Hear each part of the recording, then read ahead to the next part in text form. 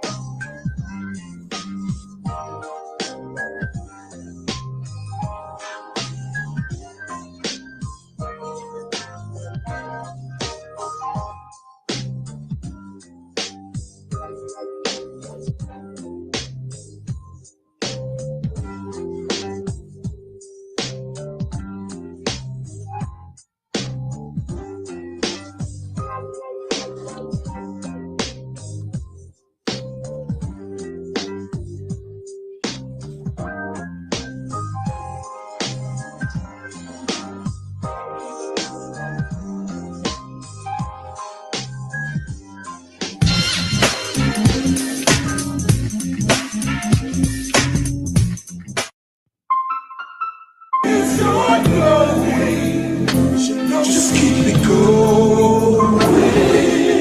They see something that I don't see.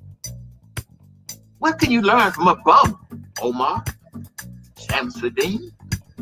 What I learned from a bum, maybe it's what not to do.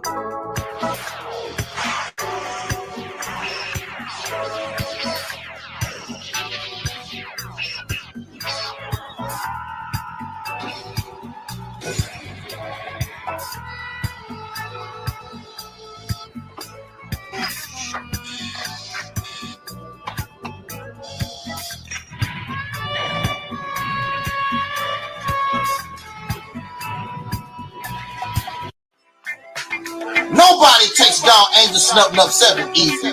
There's a reason why, after 100 channels destroyed, Angel Snub 7 is still here. There's a reason why nobody want to get in a beef with Angel Snub 7. If you don't take me seriously,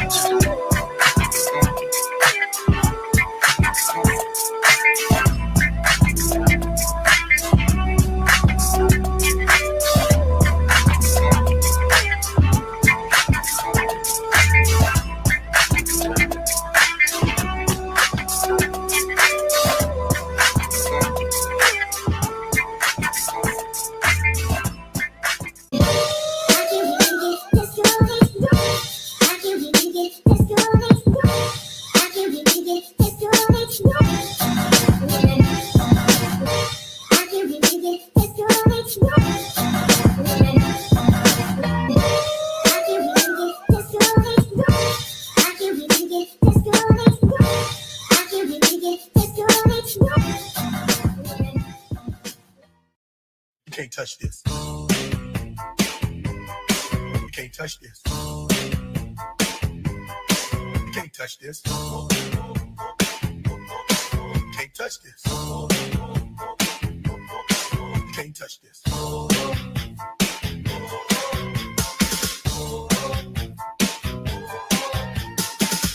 People all over the world.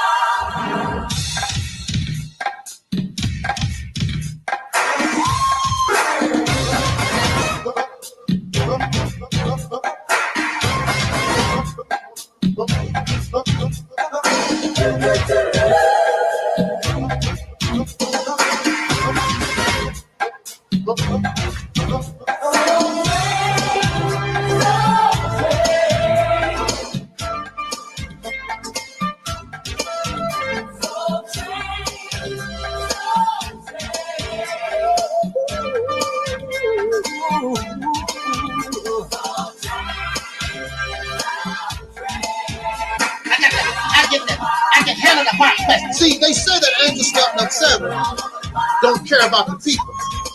But Angel Snub Nub 7 cares about the people because I'm bold enough to tell you the truth. And I don't give a damn if you give me a dime. I'm not looking for your money.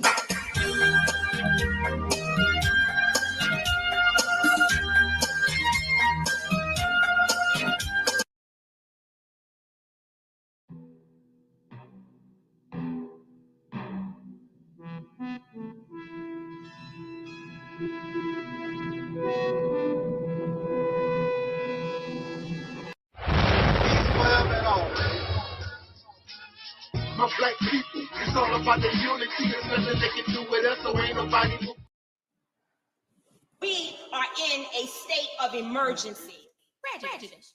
Wrote a song about it? Like to hear it? Here it goes. Free your mind. Rising up and sing that our time is here. We're taking back what's been lost for years. Let the heaven of a system embrace you and praise the mother God. All these lies and all this propaganda that you want us to say, we're gonna take out.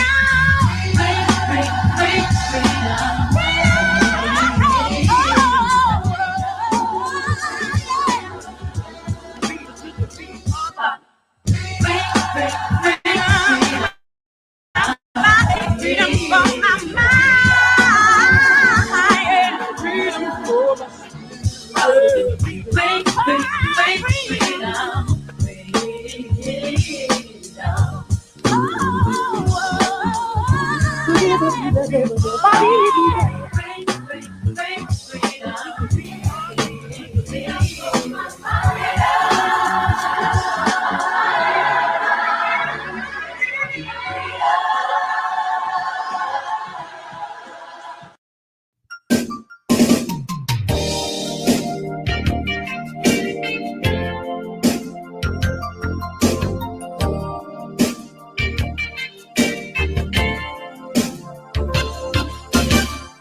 What was that you said to me? Don't say it was nothing.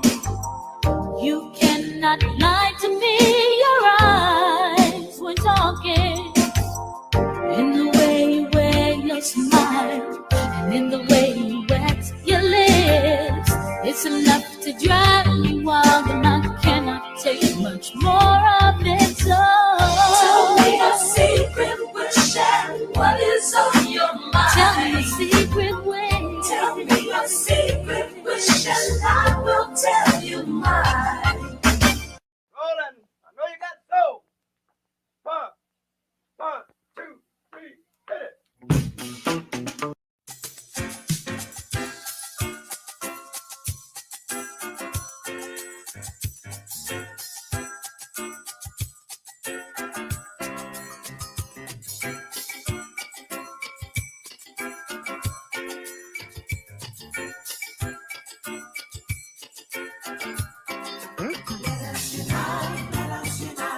Everybody jump.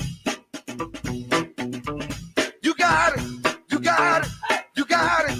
You got it. I know you got soul. Hey, if you think you ain't been here, I know you got soul. If you think you ain't been here, I know you got soul. If you think you ain't shake that thing.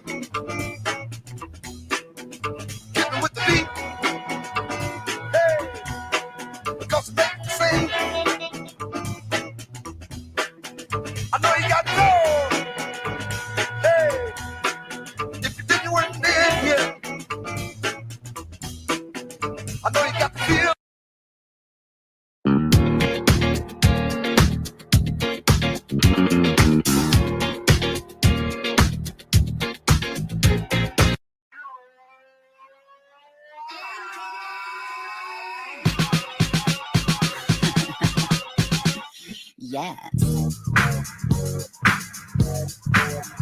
I want that. Oh, I need that. Gots to have that. It's mine.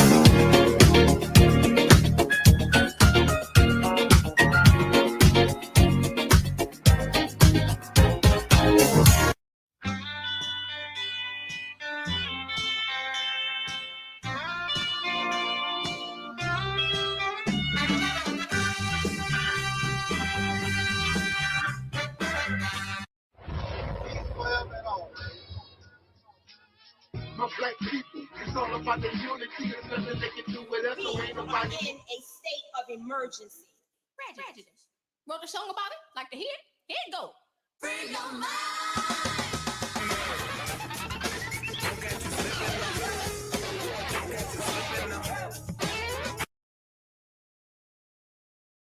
Keep it real. What dear? Because I keeps it real like that. I keeps it real.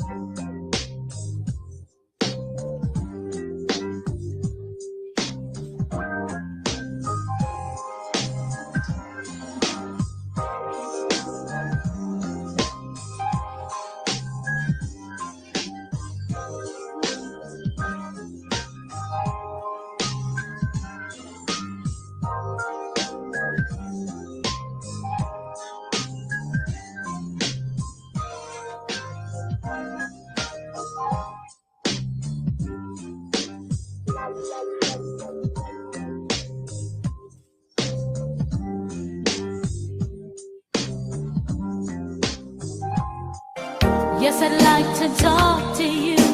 Take some of your precious time. I'd like to get to know you. Would you be so kind?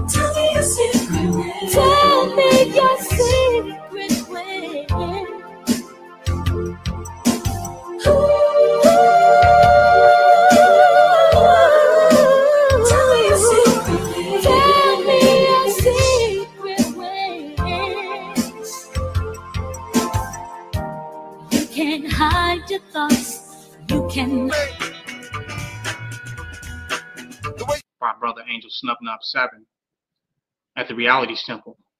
And to give props to him, because I listened to all of Angel Snubnub 7's videos. I think that he comes from a different angle, and there's a powerful message in a lot of the videos that he put out, and I try to catch all of them. I look at him as a free thinker and a person that's willing to challenge those of which he don't agree with or which he may think differently from, and I really respect him for that. He's challenged KNBS, and he has also challenged the Black supremacy movement as well, and I have nothing against that, because that which cannot be challenged cannot stand and will not stand and will not survive the test of time. How many challenges we can withstand will determine how long we will be able to stand.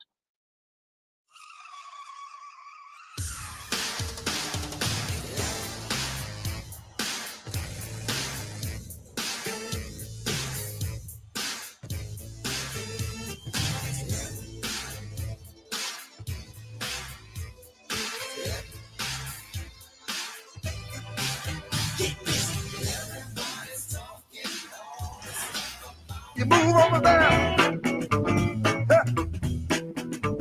Don't let that green grass fool you. I know you don't like the faker. Tighten up your game and shake your money maker. Say yeah. Say yeah. Say yeah. Say yeah. I know you got soul. Hey. If you didn't, the music would lose it.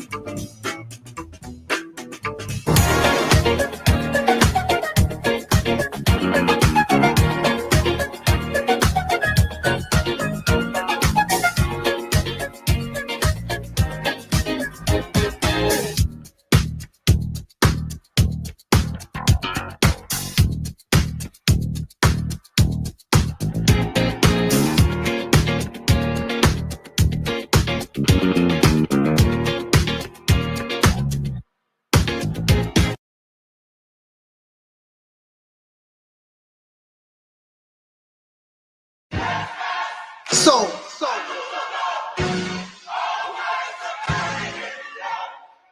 I'm not your enemy. I want to talk to I know who the enemy is. I want to talk You wasting your time making mockery of me. Oh, I'm crazy. My brain is damaged. My EnVogue poster. I'm miserable in my life. All this nonsense that you talk about. And you a slave, just like me, in a racist nation. I believe that with you by my side, together we can touch the skies.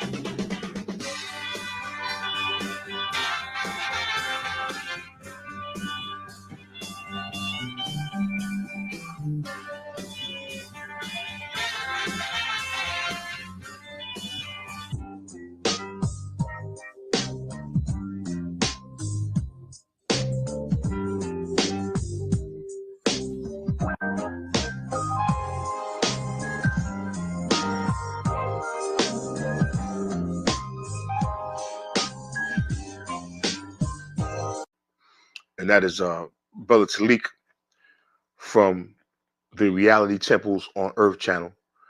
And if you get a chance to subscribe, please do subscribe to his channel. He's a good brother. You know, he's doing good work, and he wants to do good constructive things. He has good information to provide. So please do check out his channel if you get a chance.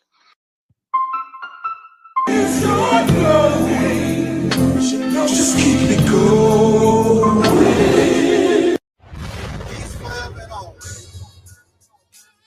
My black people, it's all about the unity. It's nothing they can do with us, so ain't nobody move for me. Like at the king, we make it plain and simple. Bringing knowledge and fire at Reality's temple. Reality's temple. My black people, it's all about the unity. There's nothing they can do with us, so ain't nobody move for me. Like at the king, we make it plain and simple. Bringing knowledge and fire. I'm a bold man.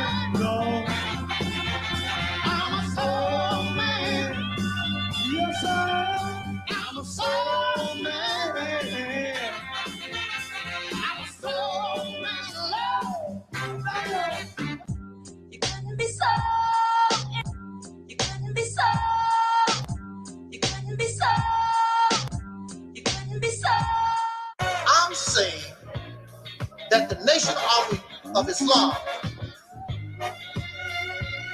should evolve into what we call the realities temple on earth. You don't need no Arab hand-me-down religion. You don't even need God. You don't need these things. That's good for us in our infancy, in our immaturity, when we was babies. But as we grow and mature, and even in religion itself, it says that we are the children of God.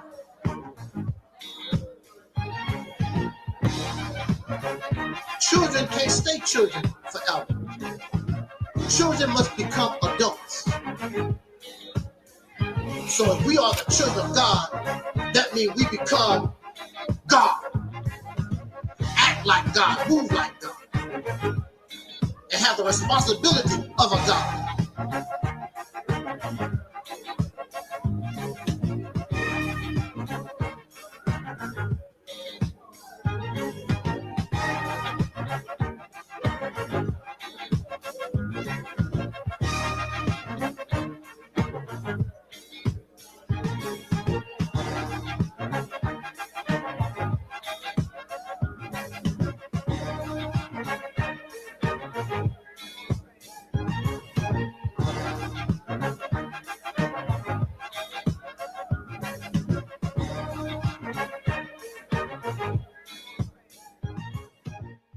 Manifest.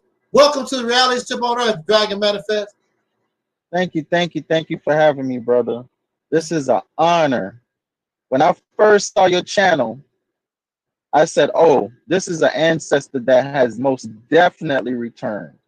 Yes, most definitely. This is not a new ancestor. This is an old ancestor. You could hear, you could feel the ancestors through you. You know, most people probably say, what is he talking about? Right. They don't get it. You gotta be on that level. If you say that I'm divine and I'm a prophet, where the hell did your ass go to? Why aren't you heeding the call? Since I'm a prophet, since I'm divine. Some people, excuse the language, some people just like talking out their ass. Some people just like talking out their ass. Some people just like talking out their ass. Some people just like talking out their ass.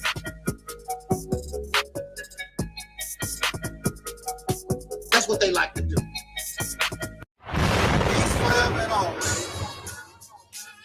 My black people, it's all about the unity. There's nothing they can do with us, so ain't nobody moving. This video is for the Reality Temple on Earth.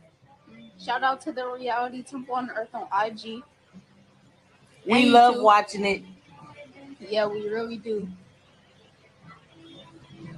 We send love, peace, and soul. Good evening, soul brothers and sisters. This is Tangi Cox, the Black Sheep, and I am propositioning you to entertain just a little while of being in reality. And this is gonna hurt soul sisters and brothers because a lot of us cannot accept reality. I empower you to, for 1 year, to subscribe to the Reality Temple on Earth. And at the end of 12 months, draw your conclusion of what have you learned in that amount of time. I empower you. You will never, ever, ever think, feel, or entertain nonsense ever again, period. I would like to see my soul sisters and brothers awaken. This requires time. You need to spend about a year watching, researching, and looking. Reality Temple on Earth is life-changing, and I stand on that.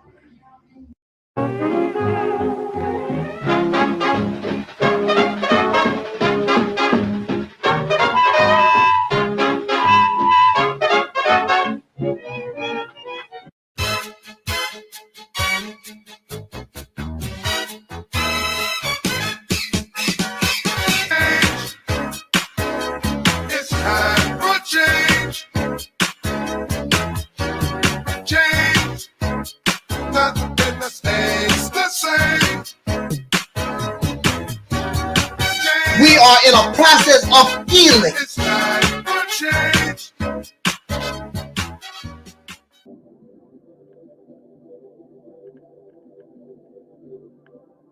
Ride. Let's get this party started. Ride. Let's get this party started quickly. Let's get this party started quickly. Let's get this party started. Ride. Let's get this party started. Ride. Let's get this party started quickly. Let's get this party started quickly. Let's get this party started. Ride. Let's get this party started. Ride. Let's get this party. Let's get this party started quickly. Let's get this party started. Ride. Let's get this party started. Ride. Let's get this party started quickly.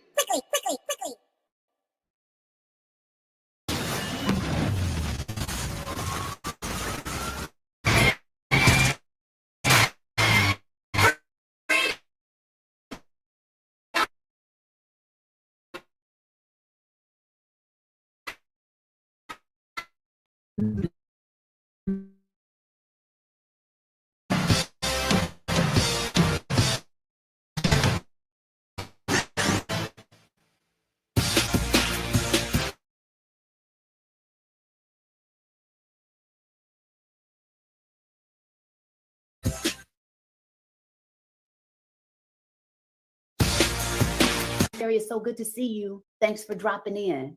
When you get a chance, look up Soul Liberation Day, December 7th. Oh, that's right around the corner. The transformation. Bless up. Thank you for that. Let's see. Taalik says, can you send a shout out to my platform, the Realities Temple on Earth Internet Ministry? Our theme this year is After Purge Comes Heal. Shout out to your platform, Taalik. All the best to you guys with continuing to stretch in perspective, to stretch what is possible, and to continue to bring healing into the space of yourself and others. Yes.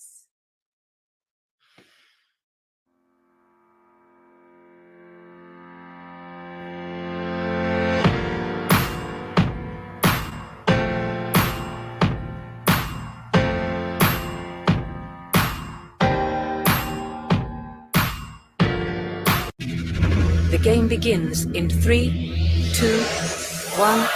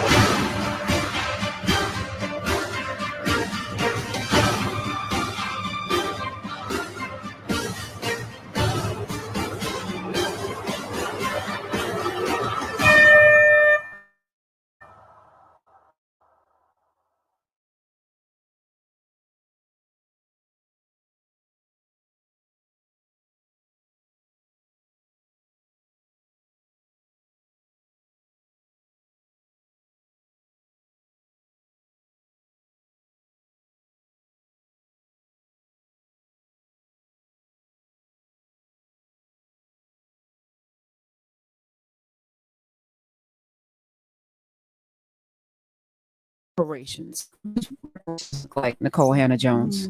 Is it going to happen? Oh, so that okay. That, what I'll say. I think the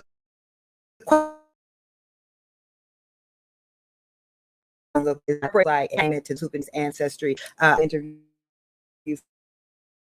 and thicker on the you can trace a descendant back to American slavery, you qualify for reparations, and you can prove that 10 years prior to the discussion of reparations bill, you actually lived as a Black person, right? So you're not no Rachel Dolezals and whatnot.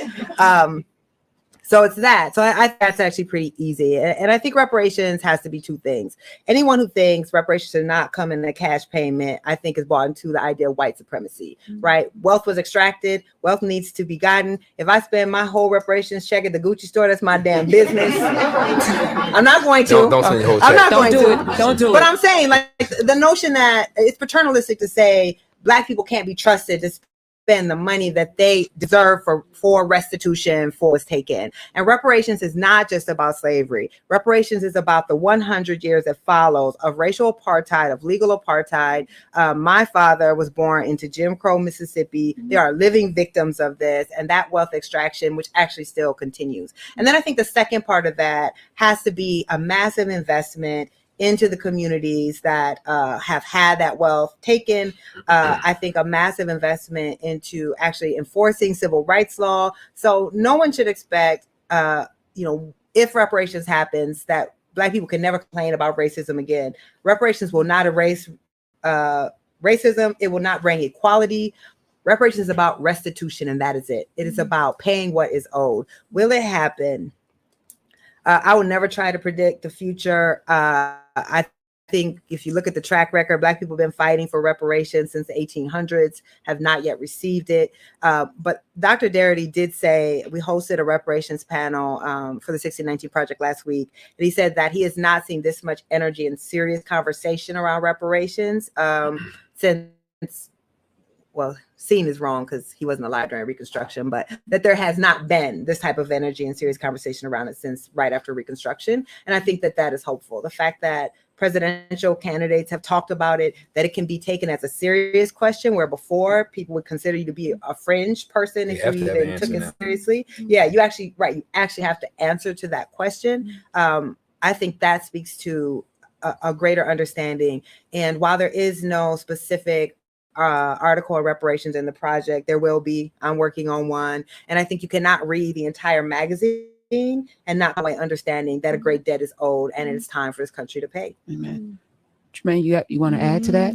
I mean, it's time for this country to pay. Yeah. Period. Drop the mic. I'm careful in weighing in the policy ideas, but I think it's clear from the 1619 piece, if you have any understanding of American history, that the violent economic dispossession of Black people that created America as this powerful, beast in the world, moving through with all the fat and all the money and everything, is on our backs, right? So however we decide to rectify that, some rectifying needs to happen, and it hasn't happened yet.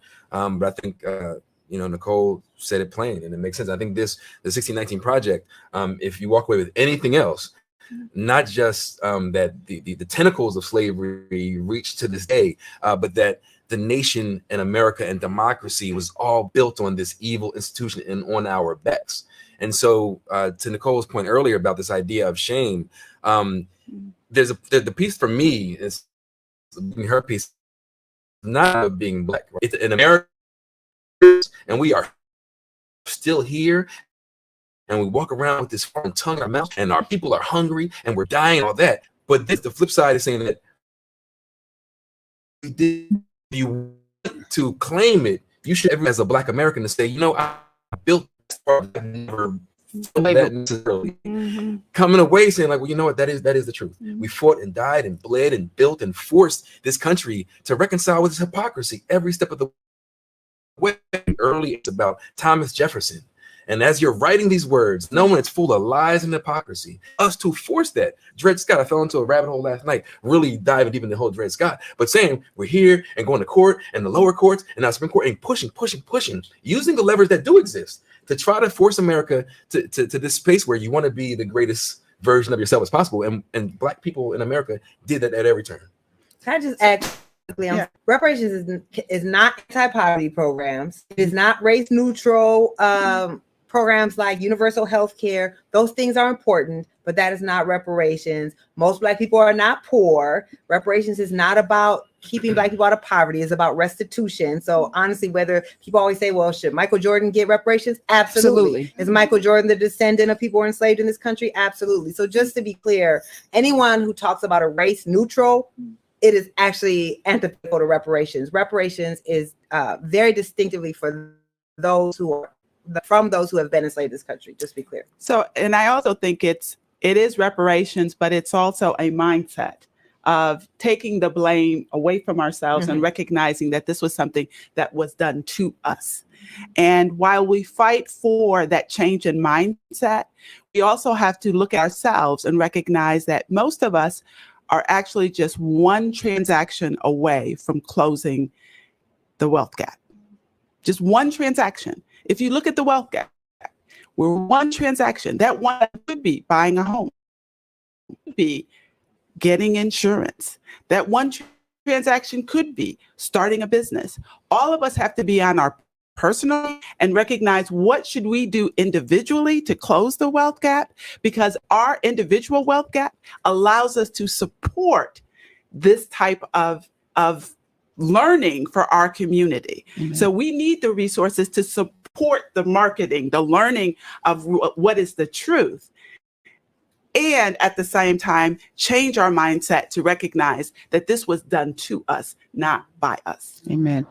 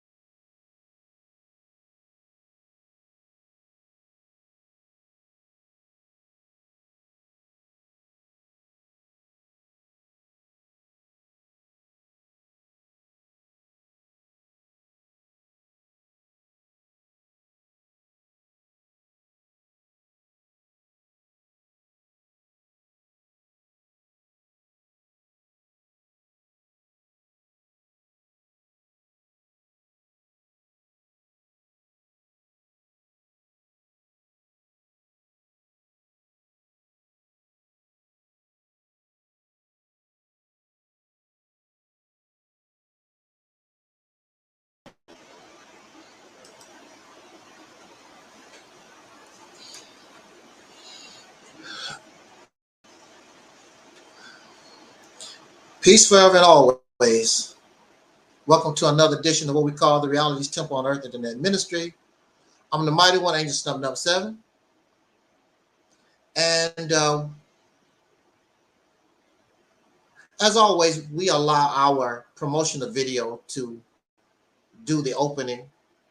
So we can just go into our talk. Thank you for joining us from all over the world. Thank you for joining us in the chat room. Thank you for joining us, Facebook and Instagram. Thank you for joining us. This basically, really, this is like almost a spontaneous broadcast, but it was scheduled. Thank you so much for giving us the honor to take a few minutes out of your time to give us a listen. We thank you so much. I appreciate it, because you could be doing something else. You could be on a Saturday afternoon. It's very hot here. I don't know what the weather is where you're at, but it's very hot here. But you could be at the zoo, at the Science Center. You could be at the Dairy Queen, at the park. You could be doing a whole lot of things. You could be at the Foundational Black American Expo in Dallas, Texas. I think it's today or it just recently happened. You could be doing many things, but you have decided to spend a few minutes with us on this Saturday afternoon. I thank you so much.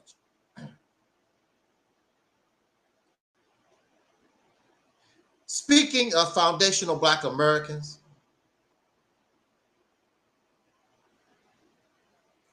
this is what has brought us to this particular topic, because I did hear about the Foundational Black American Expo in Dallas, Texas, because I do watch some of Brother Ben X videos, and I believe he secretly watches ours.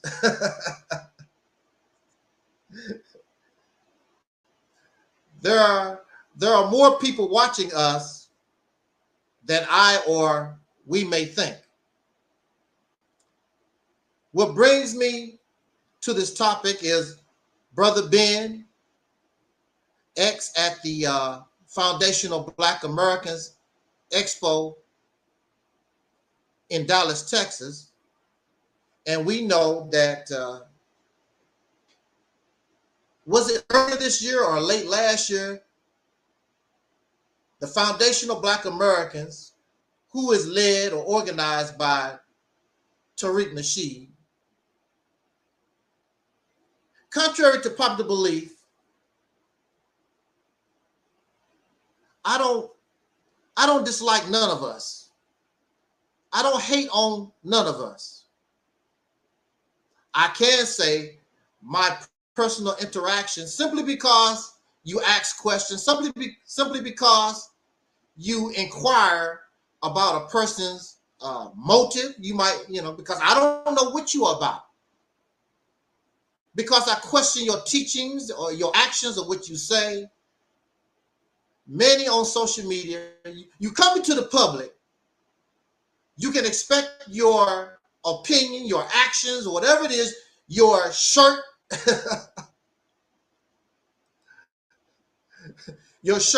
all these things are going to be talked about.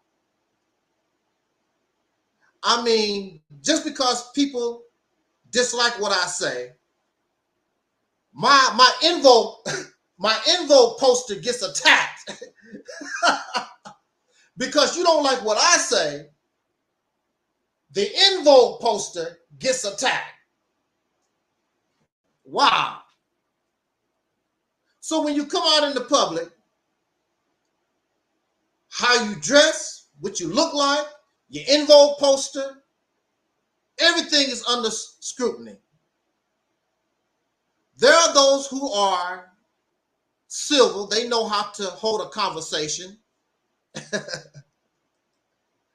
They know how to hold a conversation. But then there are many who they become loyal to a certain mindset, and they get hyped up by what they heard maybe Brother Taalik said, or the Honorable Mr. Louis Farrakhan said, or Phil Valentine or Sonetta, wherever they listen to, they get hyped up on these teachings and these beliefs. Then they come out here on social media to spread the word, and then they get shot down because there are those who would challenge those teachings, who would challenge those beliefs.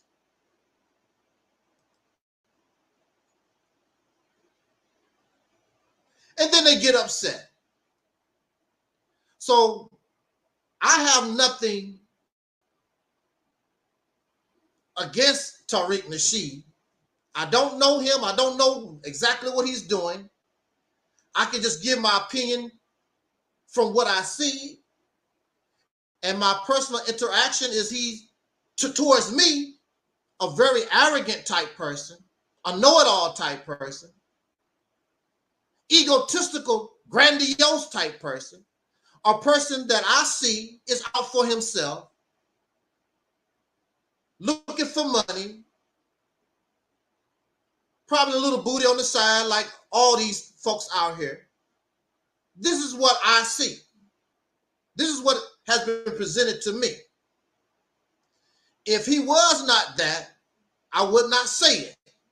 But that's how he treated me. There's a couple of videos. Of course, he does not put my name in the title of the video, but there are people who have heard him talk about Angel Snub Nub 7, and they posted that because they don't like Angel Snub Nub 7. And Tariq Nasheed is right about this guy. I've done nothing to Tariq Nasheed. In fact, I have, for all these people, I have promoted them, all of them. I promoted Gay Nollywood or Guy Nollywood Jr. I promoted Sister Nova. I promoted Craig. I promoted everybody that came on my platform. I promoted. I pushed their channel. I don't have to be a Pan-African. I don't have to be a Christian. I don't have to be Nation of Islam. We're supposed to be brothers and sisters supporting each other. And that's what I do because I'm real about mine. I don't have to agree with you. Maybe somebody else will see something in you and they can work with you. I don't have the key. Maybe you have a key that will open the door. I don't know. I am not intimidated by none of them, but clearly they are intimidated by what we call the Realities Temple on Earth Internet Ministry. They are intimidated by our vision that we call the Realities Temple on Earth Internet Ministry. Apparently they are intimidated because they're not going to push Angel Snuff. They're not going to promote Angel Snuff number 7. They're not going to tell people, why don't you just listen and learn about what the Mississippi campaign is about. They're not going to do those different things because they're not real. They have an agenda. They have they're selling a narrative. They're not real about brotherhood. They're not real about sisterhood. They don't give a damn about black people. They don't give a damn about foundational black Americans. They are in it for themselves, to feed their ego, their praise, to continue to promote these loser-ass ways because they're in love with the past. They're in love with dead people or those who are getting ready to die, who are trying to live through them. They have no creativity. They have no uniqueness. They have no originality. And they expect our people, the foundational black Americans, they expect everybody to rally around these old ideas that are no longer applicable. The people are not feeling it at all. You had a better chance in the 1930s, 1950s, 60s, 70s, or whatever. This is 2023. And people's mindset is different. You would rather try to bully and try to force them into your way of thinking instead of understanding the people of who you're trying to communicate with. If I want to communicate with an alcoholic, I have to know a little bit about alcoholism, about drinking, so I can communicate with this person. This is one of the reasons why the Nation of Islam teachings was so successful in the beginning, because they could communicate in the language of the drunk, the language of the prostitute, the language of the dope dealer and the gangbanger. They could communicate. You lack communication skills, like in that movie, Cool Hand Luke. We have a problem here, or a failure of communication.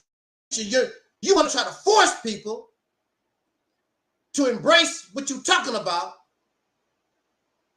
instead of learning who they are and communicating with them on the level that they are at. Now, I don't expect you to communicate with us because we are on a higher level than you are. And I said that with humility. You cannot communicate with us because we're on a higher level than you are. You are living in fairy tales and fantasy and fiction, while we are standing and our foundation is strictly reality.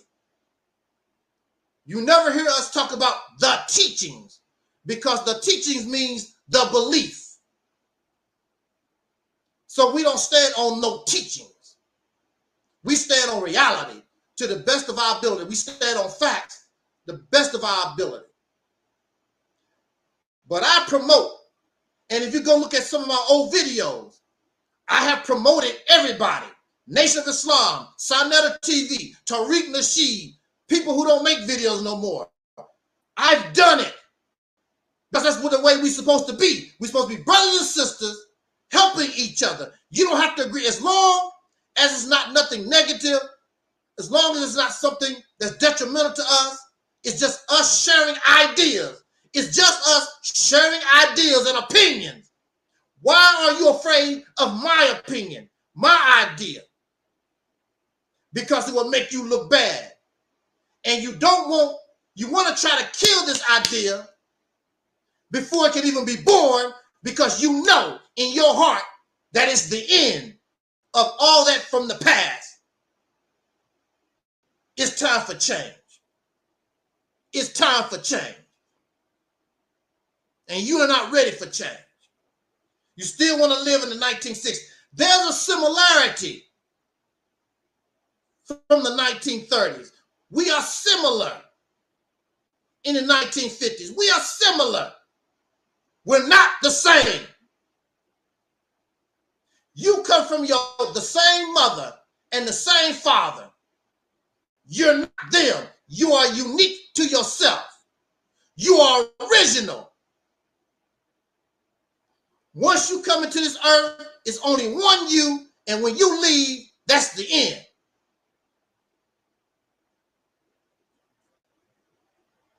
We trying to copy and clone. That's unnatural. The earth, nature stopped cloning a long time ago. The only animals that continue to clone are low-functioning, primitive animals. One-celled animals, organisms, like COVID-13, what is it, COVID-19, whatever it is. Those organisms, that virus, one-cell organism, clone. Here we are made up of billions, trillions of cells, and you want to copy somebody. But you're the original man. But the earth don't care nothing about originality, because the earth is steady changing. The chicken that you see, some of these chickens, some of these birds are man-made, some of them are natural. They change. Reptiles are probably the only life forms that probably don't change a whole lot. The crocodiles go back millions of years, still look basically the same. A lot of insects still look the same or whatever. But when it comes to us, we are mammals. Mammals change. Higher life forms change. And we don't want to change. And what, pray tell, do we want to change to? We want to go backwards in time. We want to dress up like an ancient Hebrew Israelite. We want to dress up like an ancient Egyptian. We want to dress up, go backwards. That's pure insanity. Babies are born forward. The doctor tells the mother, push forward, not backwards. Push forwards for birth. Our leadership, our people want us to go backwards. It makes no sense.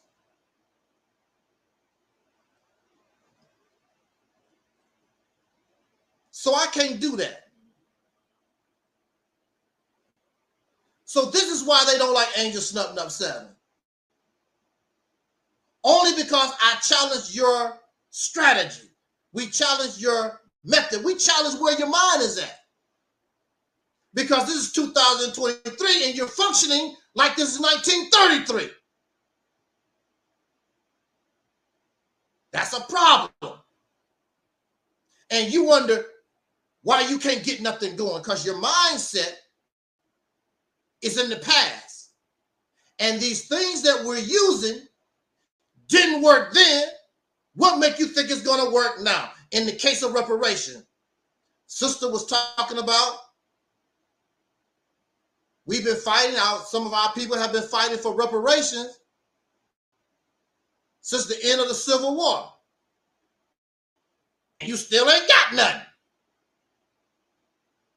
But you're still using the same method, still saying the same crap that you was back in the late 1800s. It should tell you something. Because it sounds good to us. Because it looked good to us. But it don't work. It's not working. And we don't like changing nothing.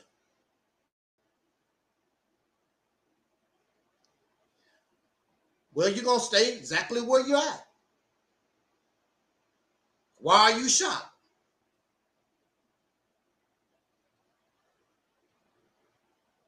We, or many of us, call ourselves the original man. There's nothing original about the foundation of Black America.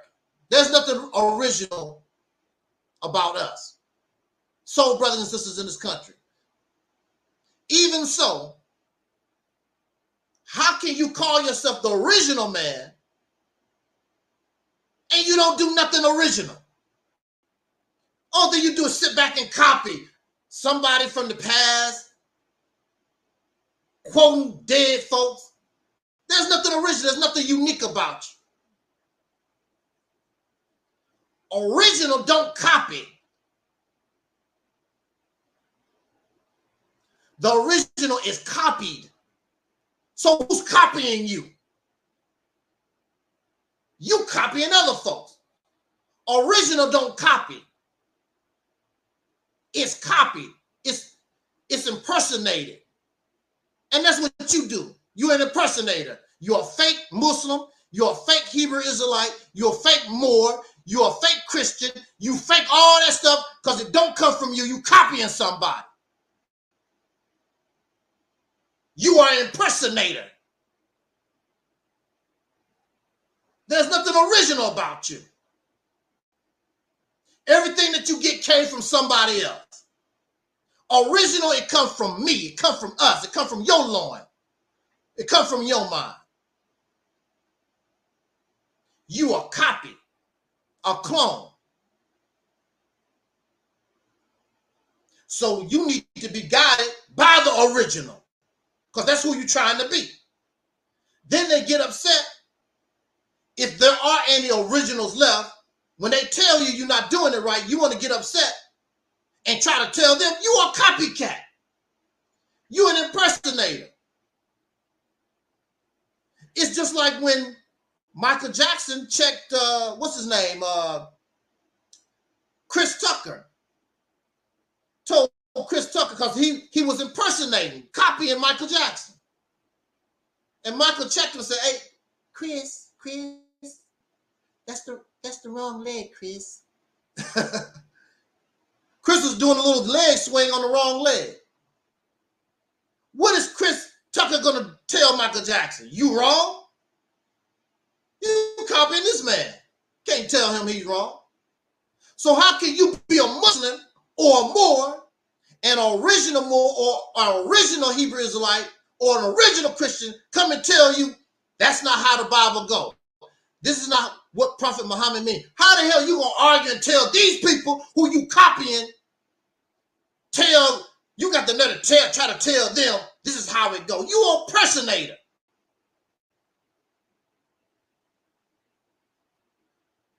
This is why it's important that we focus on our own originality. That's why it's important for us to focus on our own uniqueness, because nobody can come here and tell me nothing, because I'm not copying nobody. I'm not impersonating nobody. I'm not quoting none of their fairy tale ass books. You can take your phony ass religious books and stick them up your backside. I don't need it.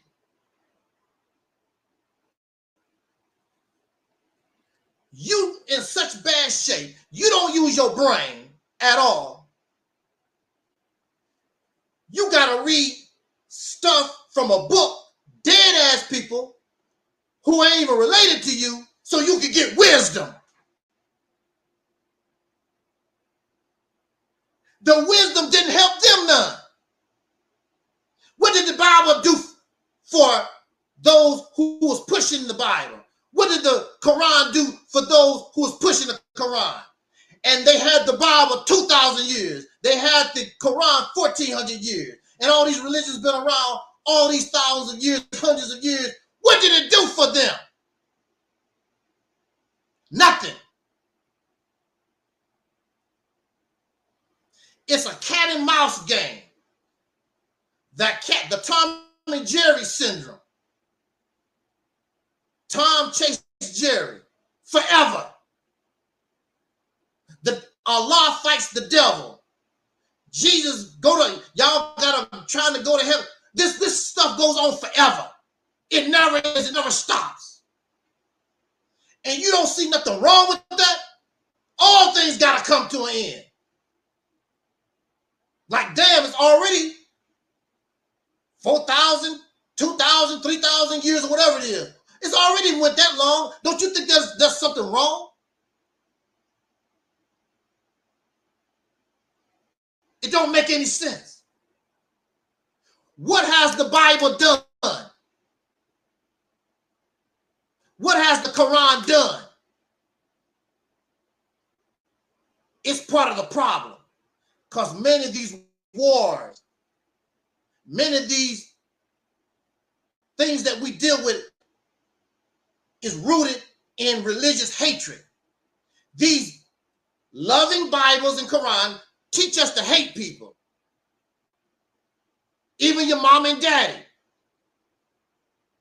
Oh yeah. Yeah, oh yeah. But they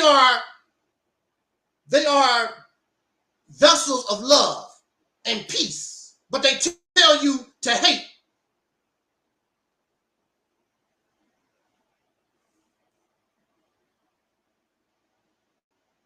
I would say that homosexuality is unnatural. That's all I have to say about it. I would treat a person like I want to be treated. A sin is a sin. But for some reason, they focus on homosexuality. The homosexual agenda, and you focus on homosexuality. What about the other sins? They don't focus on the sins that they're guilty of. Let's focus on the transgenders and the homosexuals or whatever, because it's a sin in the eyes of God. But you can go to the liquor store, you can molest children, you can beat your wife, ain't no big deals about all that. And you can slander and you can gossip. And all the other 10 commandments you don't give a damn about because you're guilty of them. Let's just concentrate on the sin is sin. Breaking the law, stealing a 15-cent pack of gum is stealing just as much as robbing a bank. Stealing is stealing.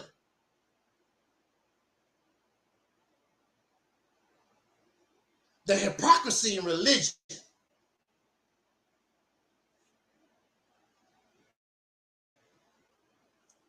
So you want to be an African and black and an Indian and all these different things. You don't have no idea. You never lived that life. You are an impersonator. You don't know nothing about that stuff. Instead of concentrating on your own originality, your own uniqueness. What is wrong with that? Because you don't know yourself. No, you don't know your history. Somebody gonna tell me I don't know my history. I know it better than you because it's right here in the United States. And it starts on a slave plantation, and I'm not ashamed to talk about it.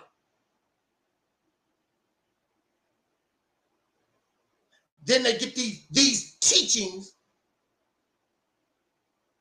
and they want to feel better just like the racists do. Like you got special superpowers that somebody was telling about the neuromelanin and the spiritual aspect and how we're more connected to the sun than other people, all that racist ass talk. I asked them to show me in real time. They can't show you in real time. We have black people, people with melanin, have all these superpowers, and your ass is on a slave plantation for 300 years. Your ass is sitting in prison for 30, 40 years to life. Shot down in the street like a dog. Begging for food stamps. Mr. God, Mr. Special Melanin, Neuromelanated, whatever the hell you are. Can't get along with your wife. Can't get along with your husband. Can't get along with your kids. Can't get along with your dog Scruffy. But you got all this going on. You connected to the sun and neuromelanins and the third eye and the pineal gland and the calcification, all this garbage that you spewing. I'm a dark-skinned person. My mother is very dark-skinned. My father is very dark-skinned. I'm a dark-skinned person. I've been made mockery of because of my dark skin. I live with dark skin. I don't feel and have never felt nothing special about it. Where's my superpowers? I don't see no webs coming out my fingers. There's no hammer. What's my superpowers? I've never experienced none of this stuff that y'all talking about. And then the people that's talking all this blackity black, oh, the melanin does this. Most of them not even dark skinned like me or darker. Light skinned folks. You don't even have no damn melanin. You don't even have a cup of melanin. You don't even have no damn melanin. Ain't gonna talk about how great melanin is. You don't even have none. The people that have the melanin ain't talking about it. You don't even have no damn melanin, and the melanin do this, and the melanin do that. You don't even have none. Light-skinned Negro.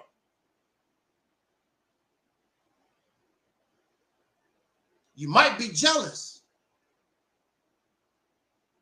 of the darker skinned people. And then when you look at it, when it's all said and done,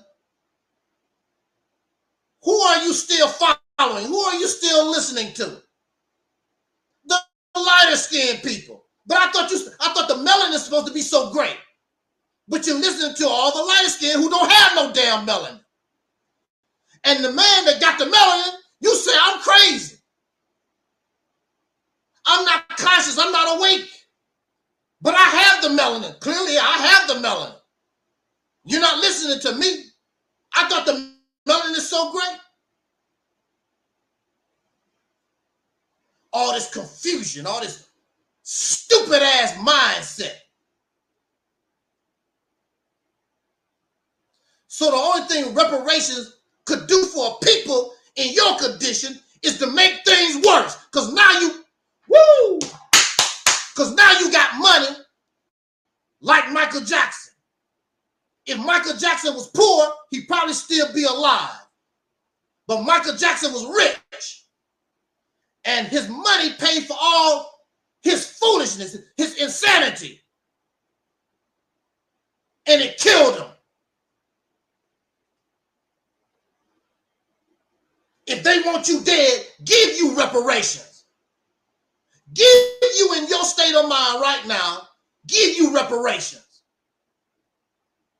Within the next 10, 20 years, you'll be extinct, you'll be dead, it'll be over. They should give you the reparation. Because now you can feed your sickness. Like many of these superstars feed their sickness because they have the money. Whitney Houston is dead because she had money and fame.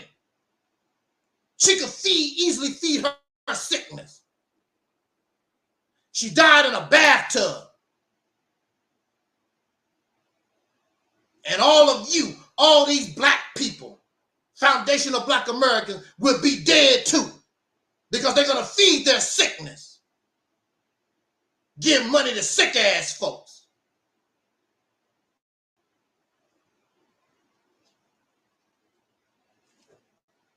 We want to talk about reparations. This is a good subject. This is a good topic. We need to talk about this. The 40 million Foundation of Black Americans, the 40 million Black people in this country, soul brothers and sisters, all should support reparations. It has nothing to do with religion, has nothing to do with all this other stuff that we like to argue and fight about. Who's going to beat who in the NBA? Don't have nothing to do with that kind of stuff. We should want reparations. We should support reparations. I would even further say that we are an idiot. We are very foolish people if we don't support it. We should be part of the movement to support reparations. There's nothing wrong with that. But we do have a problem. The problem is the method. The problem is what you gonna do with the reparations. Because there are those who don't have reparations. We see what you do with them little money and the funds that you have.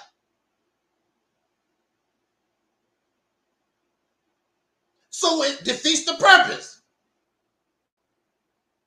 Reparations means to repair.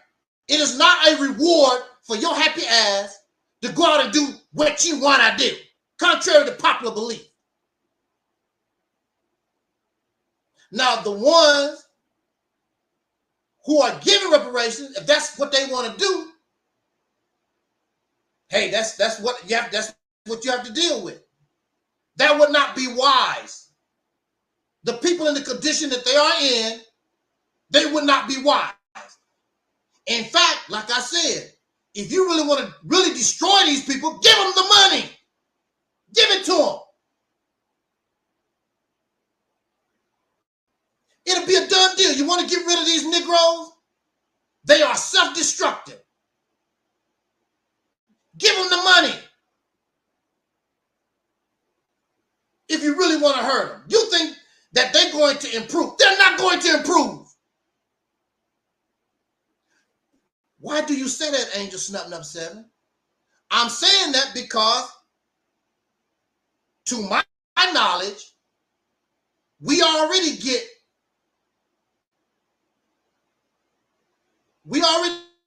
out of this economy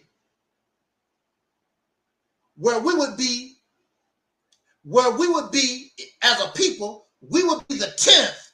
Listen, the 10th richest nation on the planet. We'll be in the top 10. The economic strength that we get out of America without reparations, we still are the 10th richest nation on the planet. And what are we doing with it? You buying weed, you buying fancy cars, fancy houses. You trying to live, you trying to keep up with the white folks. And that's all it would be about. But in the position of the white folks. Your little fucking reparation money would be gone in no time. Be right back where you started from. With the mindset, and I don't give a damn who is in charge, because all these folks have the mindset of the oppressor. All these folks are materialistic. We was taught in the Nation of Islam that if you accept Allah, Allah would give you money and a lot of friends and good homes or whatever. Selling materialism. We're materialistic. We want to be like the Joneses. But we're not the Joneses. So these will try to be and want to live like the Joneses. It wouldn't take no time. You'd be right back where you started from. This is guaranteed. I want somebody to come here and show me I'm saying something that's incorrect. You'll start off good because you have the money. And you want to know something? When people know that you got money, all kinds of folks come with ideas. You need to invest in this. You need to do that. A lot of the money scammers going to get. Because some of us, a lot of our money been scammed already. Don't have reparations.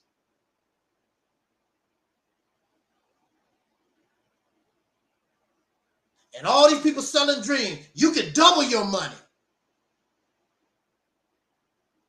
I know you heard stories of NBA players and some of our rich people got scammed. Even Caucasian people, they get scammed. You heard of Bernie Madoff. Bernie Madoff didn't give a damn about your skin color. He ripped you off. He was after the money. So we don't have the proper attitude, the proper mindset.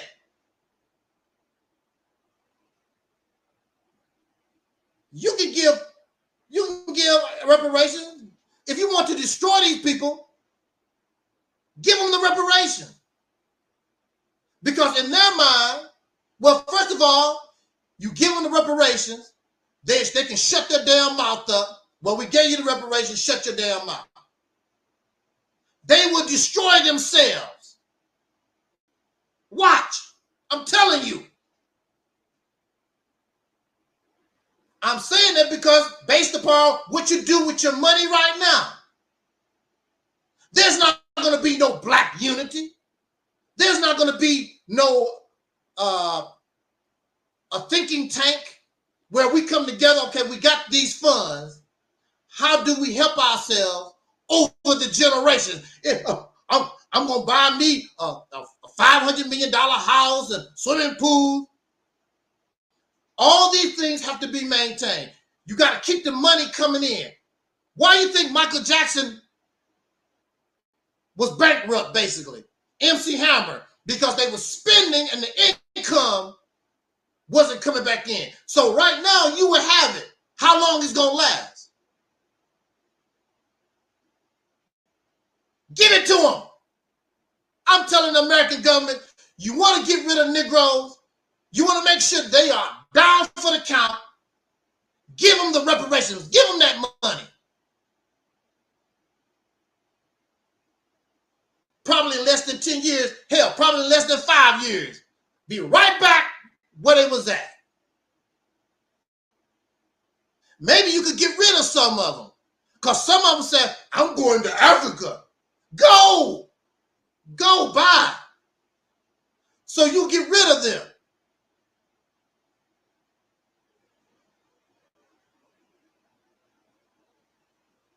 You know something?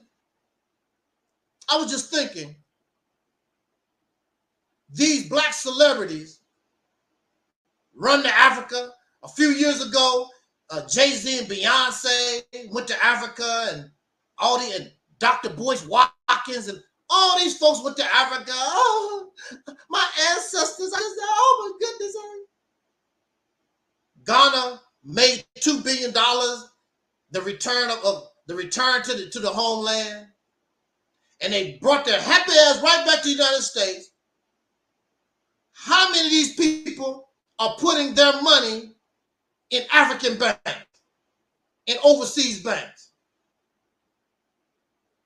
Jay-Z and Beyonce went over there. How much of their money is in an African bank? What are they doing to invest in Africa? Not a damn thing. It's all a show. This is all entertainment. You're not taking, it's all emotional. You're not taking the time to really look at what you need to do. It's all church, hallelujah, hallelujah rhetoric. You're not taking the time to really think about what you got to do right now and in the long run. It's all emotional. It's all go to church rhetoric. And you have some of these leaders of reparations, it's all about making them, trying to make them some money now. That's what it's all about. They want some money now. So you have all these foundational Black Americans invested in Tariq Nasheed, and he's getting richer. What are they getting? They have a history museum that looks like a club. Don't look like a history museum. It looks like a club. And who knows how long it's going to be open? Because you would think he would be making videos and showing it off. Look, brothers and sisters, we got this Foundation Black American History Museum, and he's making his videos, and people are visiting and coming in. How long is that going to last? And to my knowledge, it didn't even cost as much as the people donated for. And this is the type of stuff that we tolerate because it's feel-good church stuff. And Tariq Nasheed is nothing but a pastor of another church. Because technically,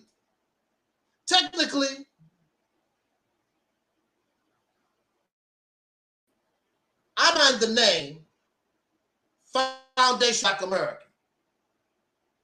Because Foundational Black American means the descendants of slaves born in America. Those who are descendants of those who suffered Jim Crow, the Black Codes. Us. Only us. And there are those who have a problem with that. That's your problem. But I choose soul brothers and sisters because it takes us up out of the race game, because a lot of us don't like being called Black or Negro or African and all these different things.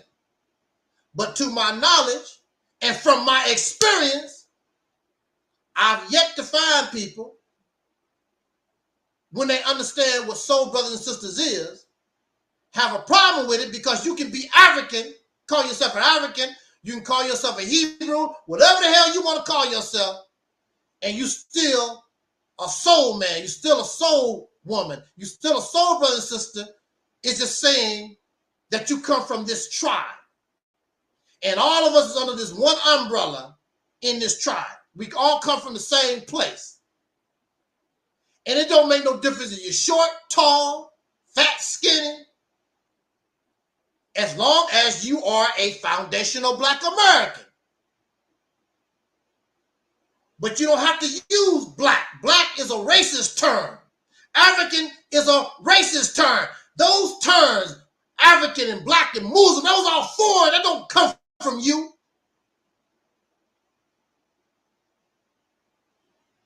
Somebody was making mockery.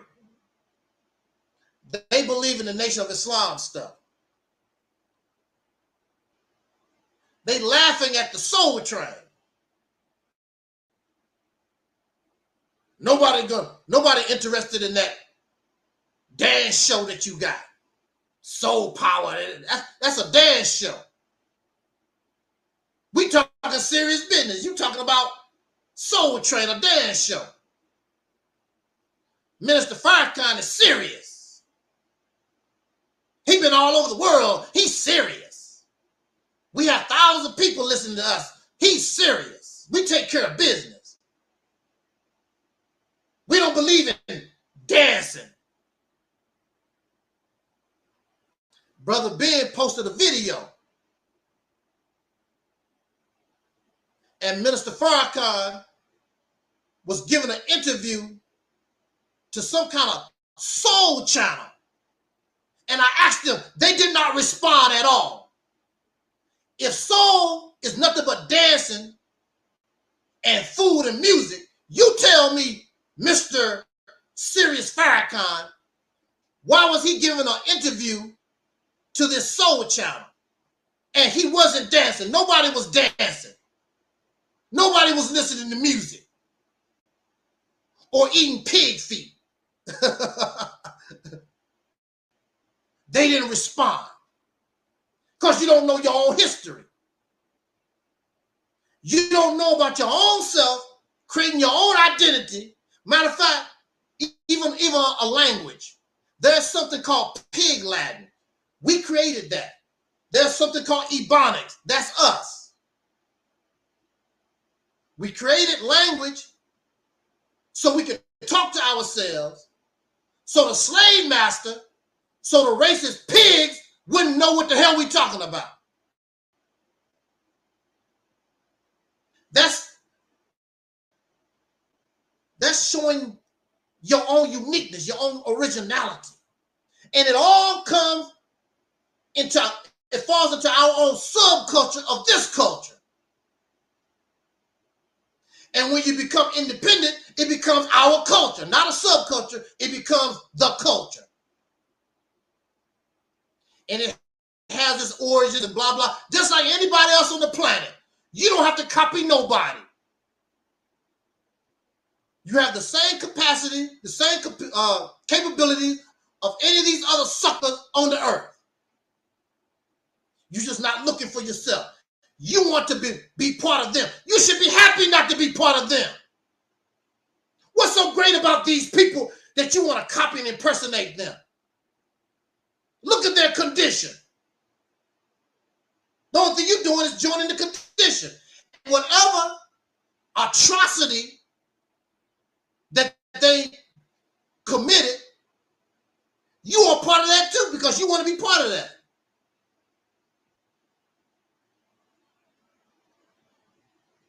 You just want to try to accept the good. Oh, the pyramids. The Egyptians did some rotten things. They don't talk about that. There are those who actually talk about Egyptian history. The Egyptians weren't holy and righteous. They did some dirty ass things too.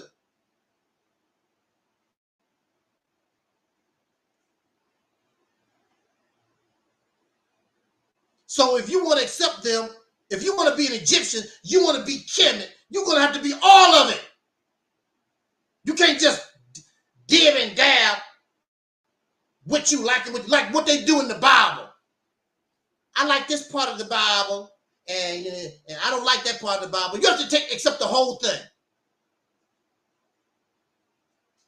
That's really what messed me up when I joined the Nation of Islam. Because I loved what I saw in the Nation of Islam, but I had a question as far as the religion part of it was. But if I want to be Nation of Islam, I'm going to have to accept all of it. You can't just take a little bit of this and take a little bit of that. So this is a good conversation, reparations. And I was inspired to talk and wanted to talk about reparations because of the Foundation of Black American Expo in Dallas, Texas. I don't know if it's over or whatever. I know Brother Ben was a speaker. And I also listened to some of a sister's documentary. And if you have Hulu, I would ask of you to check it out also. It's called the 1619 Project.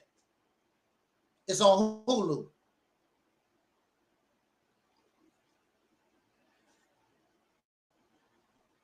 Matter of fact, I forgot what the sister's name. I just saw this a couple of days ago. So excuse me. I forgot what the sister's name was. But she was telling the story of her family. And her people come from Greenwood, Mississippi. That's where my people come from. We might be related. I do intend to try to reach out to that sister and bring her and try to get an interview with her. That would be nice. We might mess around. We might mess around and talk. And we might be related. We come from. I noticed talking about us, Mississippi comes up a lot. But even in Charles Blow, the brother Charles Blow book, he talked about how important Mississippi is. Mississippi always got to come up. Mississippi was one of the most violent states that our people lived in. And I was born in it. I didn't know all these different things. And especially in Greenwood and Jackson. That's where my people, my relatives, that's where I come from. And Jackson and Greenwood, Mississippi was some rough customers. And then there's some other places, because see, we really don't know our history.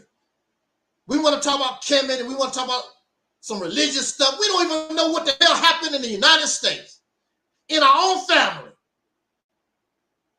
And we talked about this before. Some of our relatives, because I know my people never taught the children, we never was taught nothing. Sometimes they don't want to talk about it because they are ashamed. To be, because you was living in fear 24 hours a day. You could be lynched outright. Your house could be burned down. You could be seriously beaten. And that's the reason why a lot of them did not talk to us. Fear and shame. And you still are ashamed. You still live in fear to this day. Don't want to talk about it. And there are many who suffered Jim Crow who are still alive today. We don't have to go back to slavery. There are still many who suffered, who are alive today. And you're not interested in their story. You talk about what they did in Kemet, what they did in Africa. What about what the hell they did in Jim Crow South?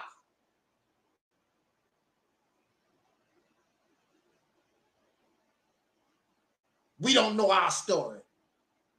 Talk about some Egypt. What about your story in the United States of America? We don't even know. I am so shocked learning what has happened to us in this country. I could care less about Africa and what happened in some foreign lands.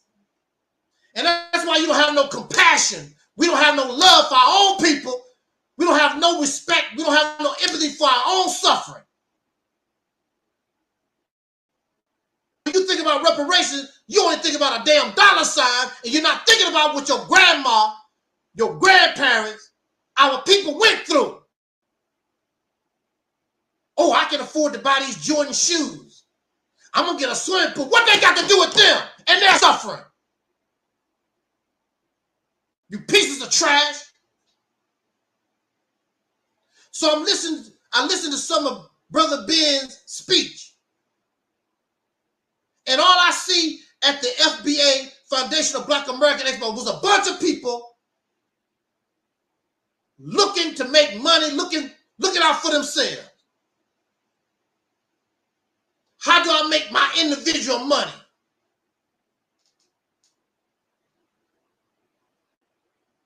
Reparations is a band-aid or can cause us to have generational wealth. But generational wealth is a form of hoarding.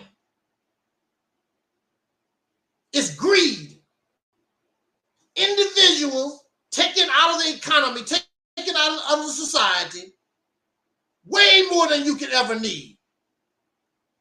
You cannot go into nature and find any bird or a squirrel or a crocodile. No animal takes out of nature more than what it needs. It takes exactly what it needs.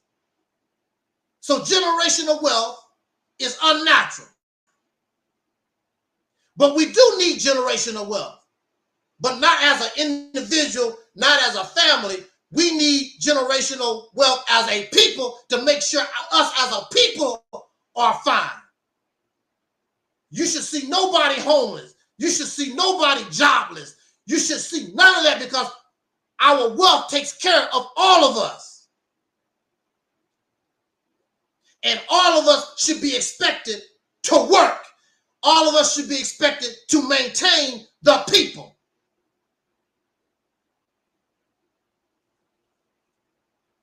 Nobody is better than another. If we want swimming pool, everybody get to have swimming pool. Everybody get to live like Jay-Z and Beyonce. We really don't want that kind of society. We want the society of classism. Somebody's better than another. We still want to have a society of sexism. The male has an advantage over the female. The educated has an advantage over the uneducated. We love these things because we talk all this crap, but we still want to be better. People tell me that all the time when they get angry at you. Nigga, you broke.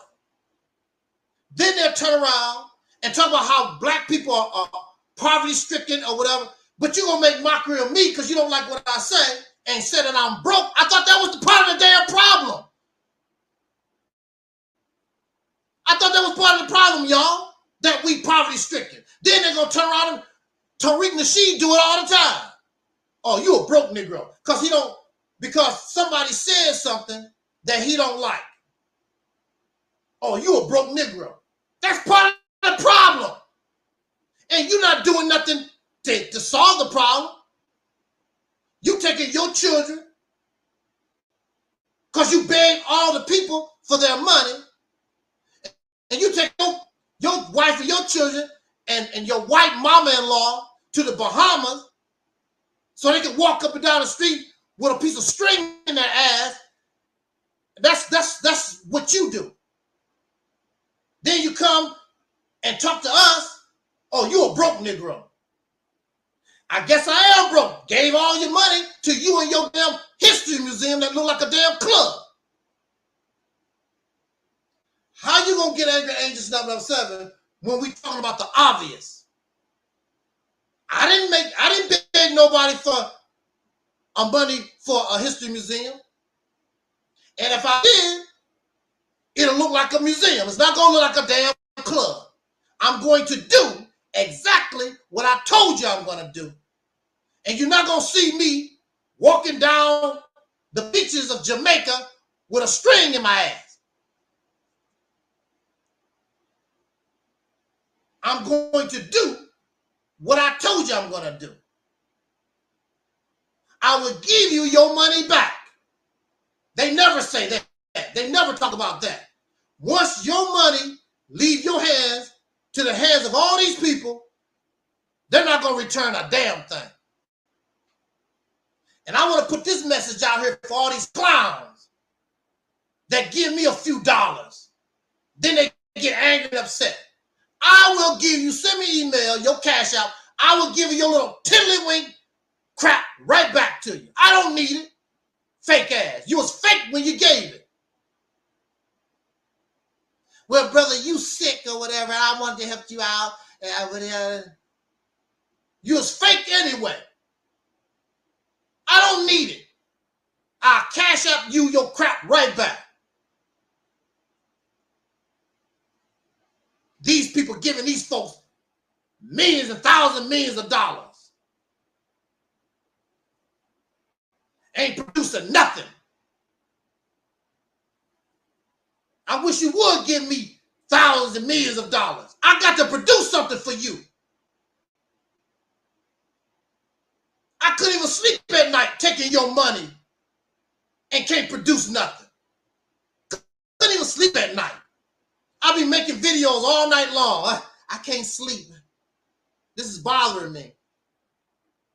These people have no conscience. They take your money and live the good life, trying to be like white folks.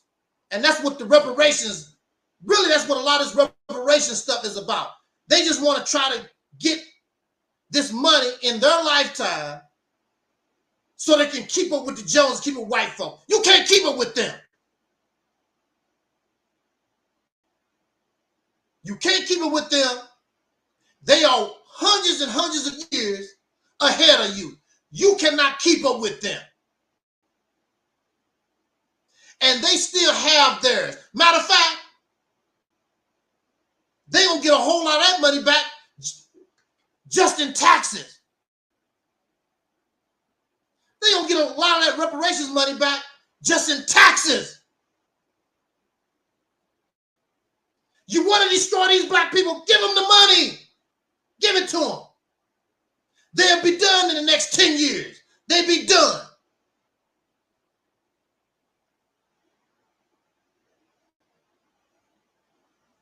And then when you mess your money up, the immigrants and the white people and all these other folks gonna laugh at you forever.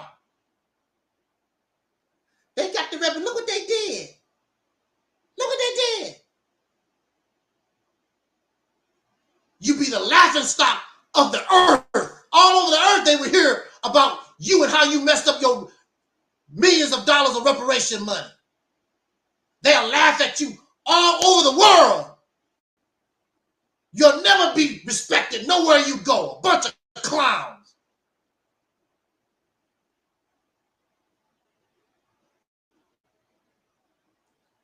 So I'm listening, watching Brother Ben and some of these other folks.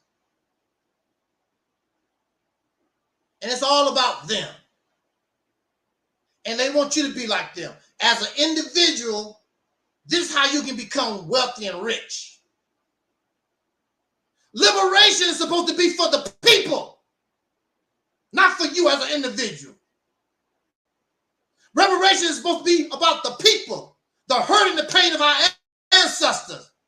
It ain't about you.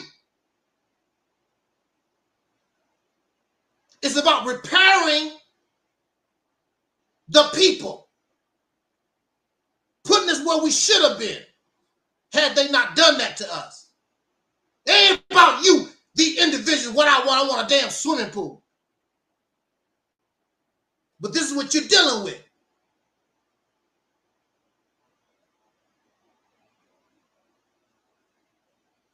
You heard the sister. Nobody can tell me what to do with my reparations money. I can buy, give it to them.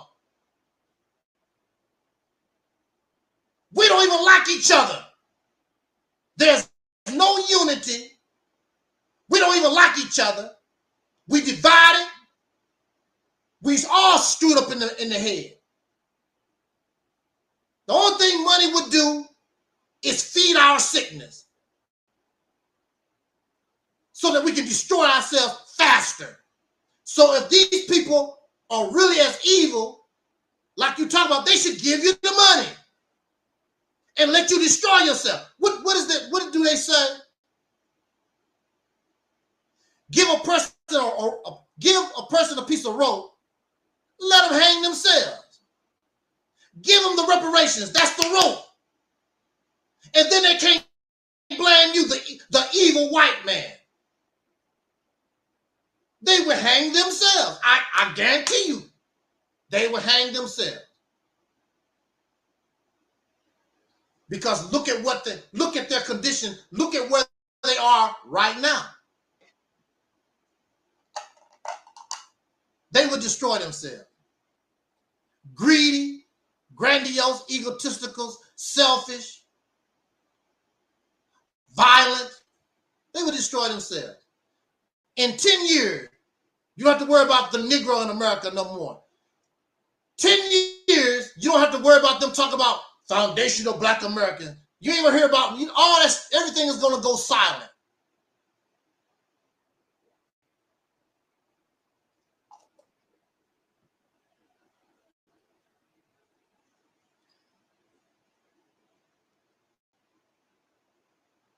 You really need to understand our story. And this sister knows our story. And she still will suggest and said, if you are against black people having individual money, you support white supremacy. No, I am against giving money to people to destroy themselves.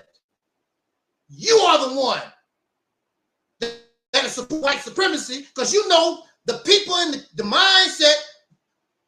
I don't care how pro-black, all this old stuff that you talk about. You don't have the right mindset for individuals to take money like that. We don't have the right mindset. And it's not for you. It's for the people. What is in the best interest of the people? It's not for you. That's the problem right there. But again, I'm going to keep saying it. Give them the reparations, they will destroy themselves. You cannot keep up with the white man. They are far ahead of you. We will be broke within the next 10 years. I guarantee it. Or the Africans will steal your money. I'm going to go to Africa with my money, and they will steal your money. We are foolish people, silly people, emotional. We don't think nothing through. Hallelujah. Jump around and get the Holy Ghost, the Holy African spirituality people. We don't think worth a damn. We don't think things out.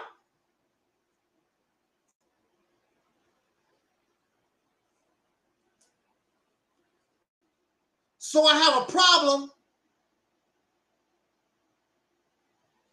with how you think. Many of these think that it should be applied.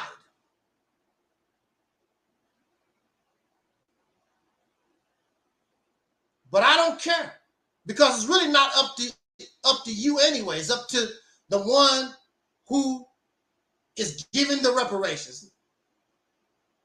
And if they want to give it to individuals, that's okay, cool. These people are done. I'm glad I would probably be dead. You're done. Because we see what you do with the money that you get on your own. So we know what you would do with your money. And really, it's not your money. It's our ancestors' money. They suffer. Your ass didn't suffer on those slave plantations. I know I didn't. It's for people like my mama. Pick cotton from sun up to sundown for $3 damn. I didn't do that. For my grandfather. Pick tobacco and stuff for $2 a day. Our people cheated out of their money. And then we have these clowns that want to compare other people's hurt and pain. When you go to the hospital, I don't give a damn if all of us got shot at the same time. Everybody's injuries is different. The hospital don't just take everybody, they got shot. Everybody got shot in a different way. You all got shot. Everybody got shot in a different way.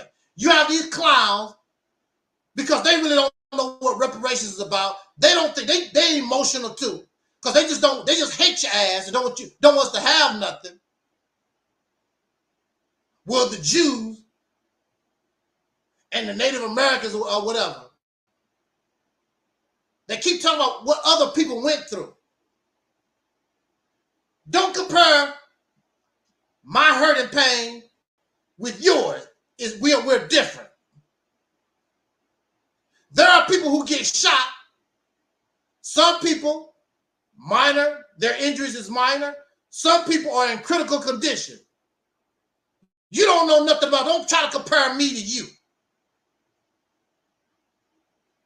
because they don't want you to have nothing. They are afraid that you might do the right thing. Theirs come out of fear because we live in a class system, and I want to be better. I want to be better than you. I want to control you.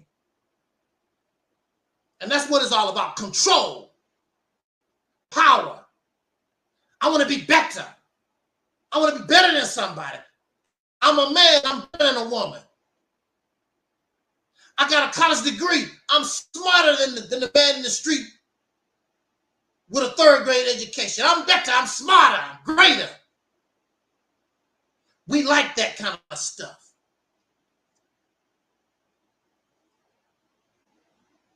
So they want to compare, always want to compare somebody's hurt and pain. When you go to jail, the court, you can be charged with the same crime. Everybody's case is different. I will go to jail serving 40 years to life, and another person did the same thing, get probation. We know this. We know this. We did the same thing. How am I serving life and this person got probation? It's a case-on-case basis. Who's the judge? Who controls the criminal system? If these people wanted to give us reparation, they would have done it a long time ago. And so since it's not our fault when we talk these big numbers, the sister said in her documentary that trying to put a number on reparations, each individual is 40 million black people in this country. Each person should get $350 million. So we're looking at what, like 17 trillion, something like that. And really that's lowball. That's lowball. Really, you can't put a number on it. In reality, you can't really put a number. You're talking about 300, 400 years of pure hell. And we still catching hell. It's not like it stopped. But to put a number, we're talking about 350 million a person, 17 trillion dollars. If they really wanted to pay that, they could pay that. Then you have these people, I'm a taxpayer. It ain't coming out my money. I didn't own no slaves. I didn't have nothing to do with you.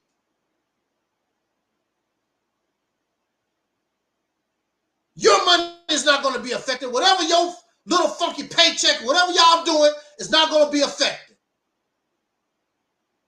All this is a government thing. The government is responsible, period. The government didn't have nothing to do with Israel and the Nazis. This country is still paying money to the state of Israel. The new Germany, after the Nazis, had nothing to do with what happened to Jews and setting up the state of Israel. They are still paying the state of Israel.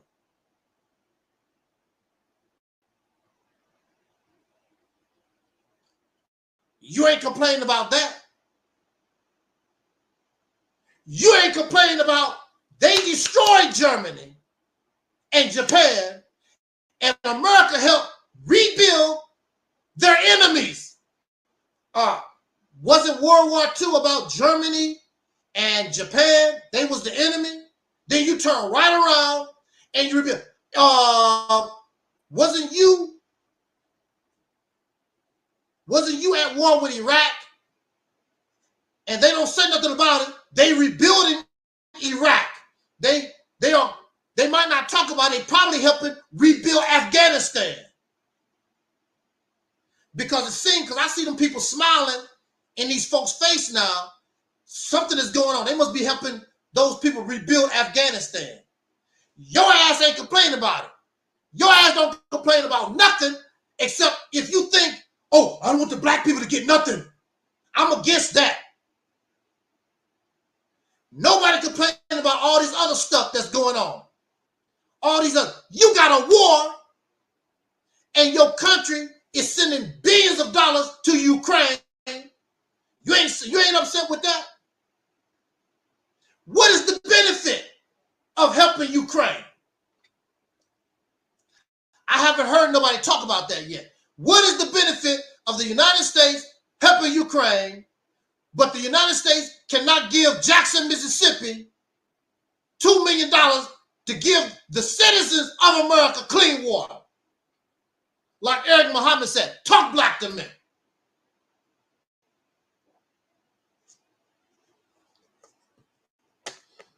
But you're going to sit back and get all upset. I don't get a black American. And this is another thing. When you said black means a race, and it encompasses other people.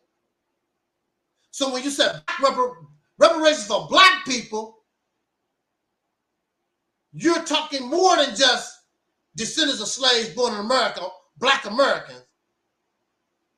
And these immigrants that's black, they already know they don't qualify, so they are against reparations for you and me. But yet, though, the reason why they are here is because of them. If it wasn't for the suffering and the sweat, blood, and tears of our ancestors, these black immigrants wouldn't even be here. Then they come here and got the nerve to go on TV. Black people shouldn't have no reparation. Your ass shouldn't have no reparation. And if you do, you go talk to your oppressor about it. You didn't suffer Jim Crow. Your people didn't suffer no slavery here. The Black Code and all the atrocities that we face, your people wasn't lynched. There was no law designed against you. You came here on our backs and got the nerve to tell her, what's her name? Candace Owens. I think her name is Candace Owens, and some of these other people from the islands or whatever. Had no reparations, black. We shouldn't have black reparations. And our ancestors is the reason why their ass is here. Now, I do respect many of our people from the islands. During the civil rights struggle, people like Harry Belafonte has roots in the islands. Also, Malcolm, his family had roots. A lot of our brothers and sisters got roots and come from whatever. And they was here and they joined the struggle and whatever. But now again, they don't descend from people who lived Jim Crow, suffered the Black Code, slavery. The reason why you here is because of the struggle of our people. To my knowledge, until it was our people struggle that allowed many of these black immigrants to come into this country.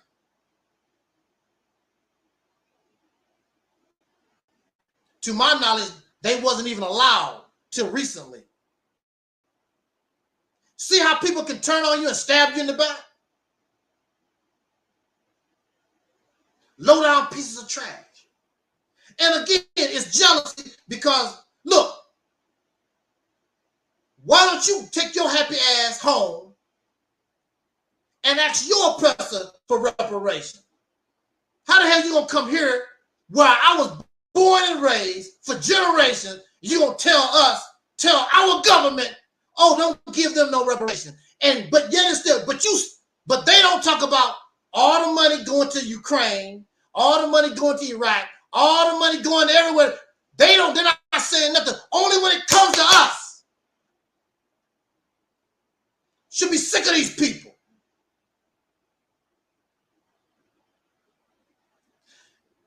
In the sisters documentary, again, I would ask of you to watch the documentary 1619 Project on Hulu. Because of the terrorism of our ancestors, of our people in the South, they just took a chance and just was running. Because I always wondered when I was driving trucks, how did black people get in Nebraska? How did black people get in Iowa and in some of these places? Some of our people was part of the expansion to the West.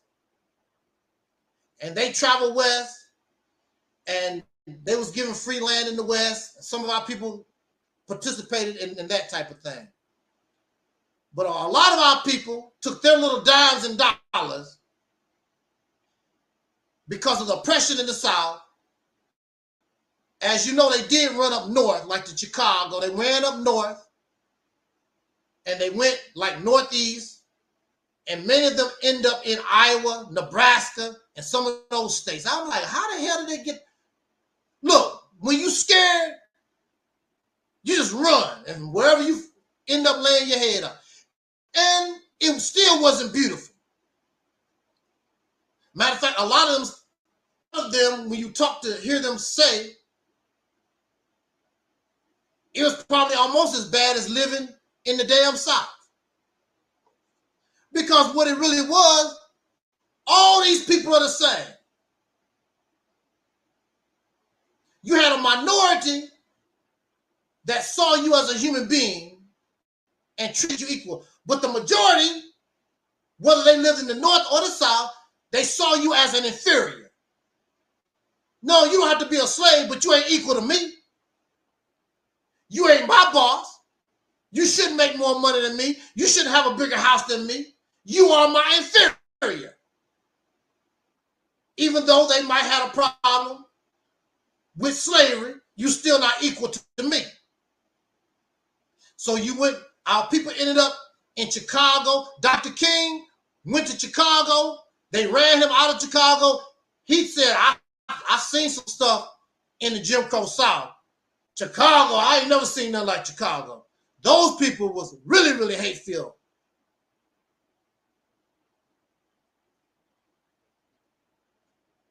But we end up in those places. We end up in all these places because our people was terrorized, domestic terrorism in the South.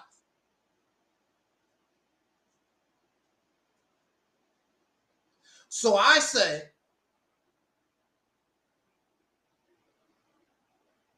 that we should support reparations, but we should really stop being emotional and really think these things through, because we're not. So my problem is our strategy, because we're still thinking and acting the same way they did 100 years ago. And what did you get? Nothing. And I do agree with the brother who was saying, do you ever think that this nation will ever give us reparations? I agree with him. You should ask. It doesn't make any difference whether they give it to you or not. You should continue to ask. You should continue to try. The only thing they can do is say yes or no. But if they do say yes, what you gonna do? Are you ready? What you gonna do? This is the problem. If we don't get into the right mindset then it's all in vain. You waited hundreds of years, or over 100 some years, to get reparations just to blow it. What sense do that make? Just to be the biggest loser. There was a game show called The Biggest Loser. You get these reparations, and you blow these reparations, we will be the laughing stock of the earth. You won't be able to go nowhere. I don't care what kind of celebrity, big shot you think you are, whatever you're going to earn, they're going to be whispering, them the people that had all that reparations money and blew it. Laugh at you.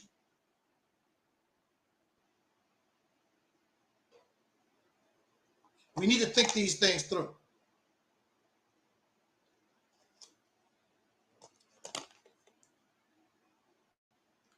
So we have to have a change. We have to have a change in our mindset, how we look. Because look at, you have to think about your people. It's not about you.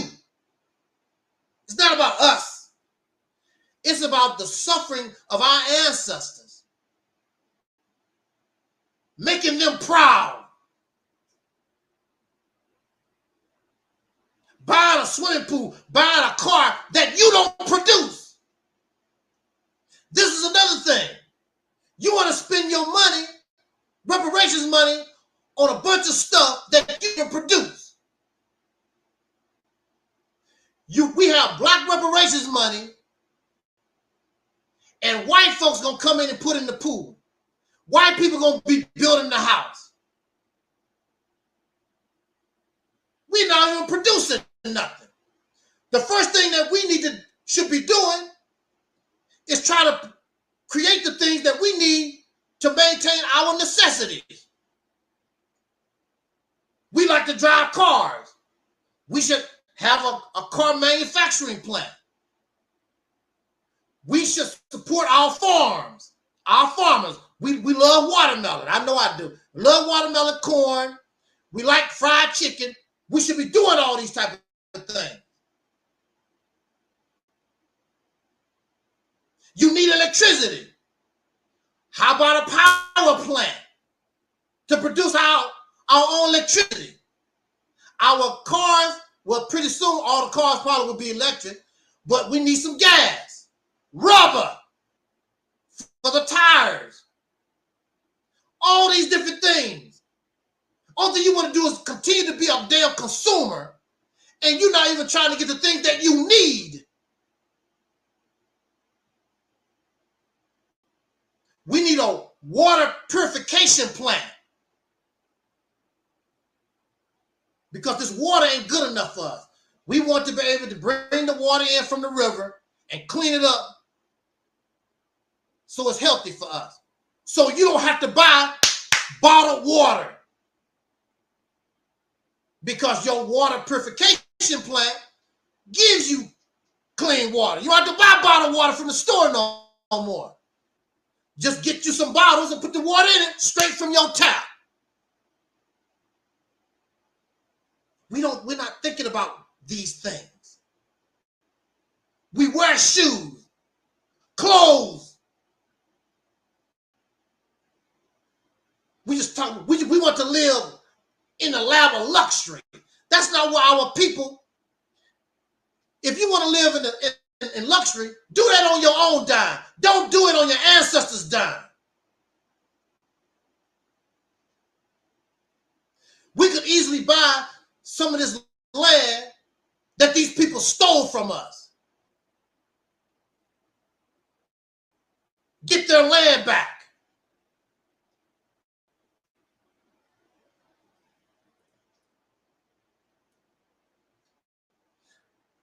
I got a little bit more to say. Are y'all tired? Are you tired? Are you tired? Shout out to our Facebook, Instagram. Shout out to Sister Tangi and her family in California always.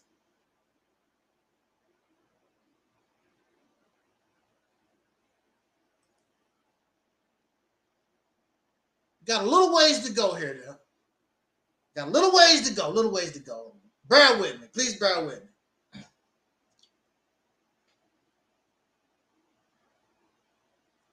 I want to make something perfectly clear. Reparations is not a debt. They keep saying that reparations is not a debt. Nobody don't owe you nothing. You lucky you're still alive. If these people want to, they can wipe you out right now. They don't owe you nothing.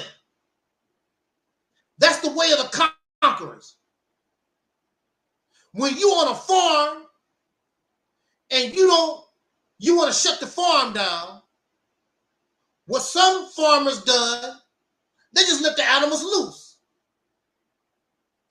Some farmers kill all the animals.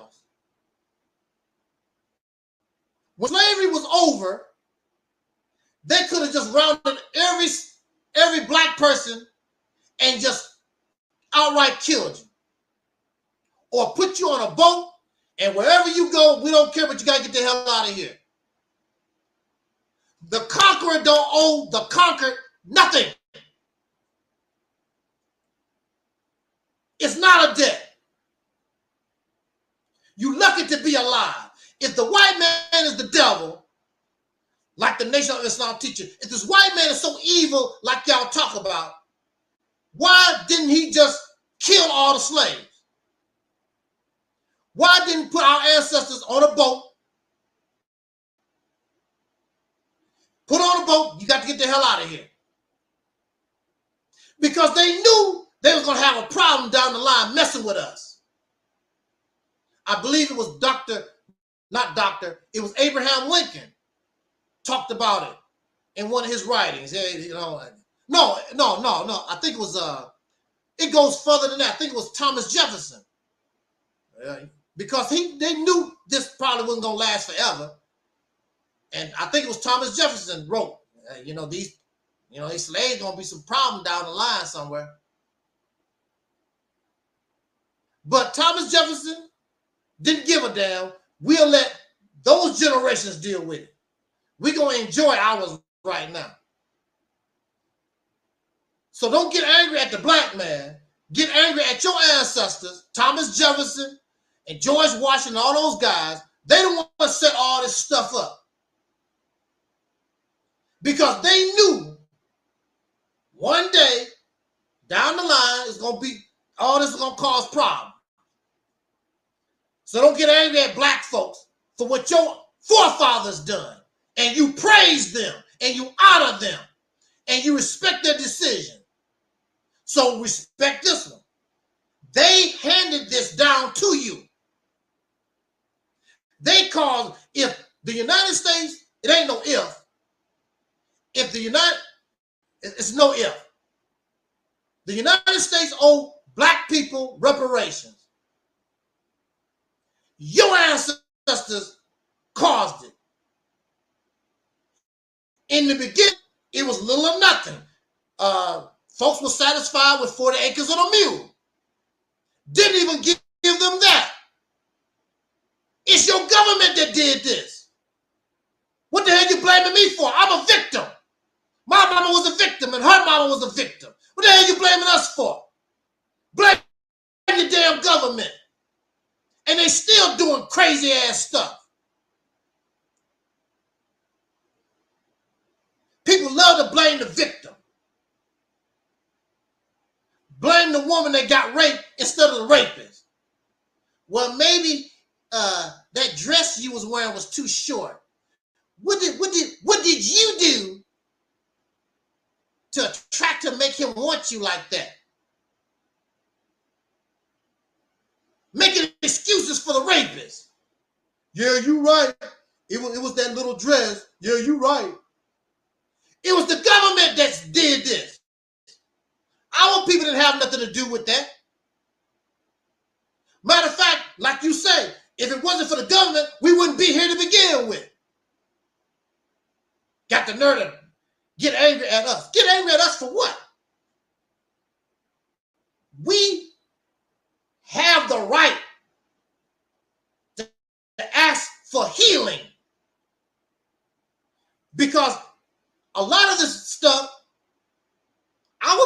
actually made their own money. They were stolen. Their land was stolen from, and they bought and paid. They bought and paid for. See, this is the problem. When y'all talk about buy land, see, this is the problem. When you are living in the land of your oppressor, you don't own nothing. We are an example of it. How much of this land that our people bought and paid for with their money that they cheated them out of, and they still stole the land? That's why I say, part of the Mississippi campaign, we're not buying no damn land. We're not begging for no reparations. We're going to use our brain and out slick their happy ass and get our reparations, whether they like it or not. That's what the Mississippi campaign is about. You spending your hard-earned money, and these people can take your land, come up with any kinds of excuses because they make the laws and take your land away from you.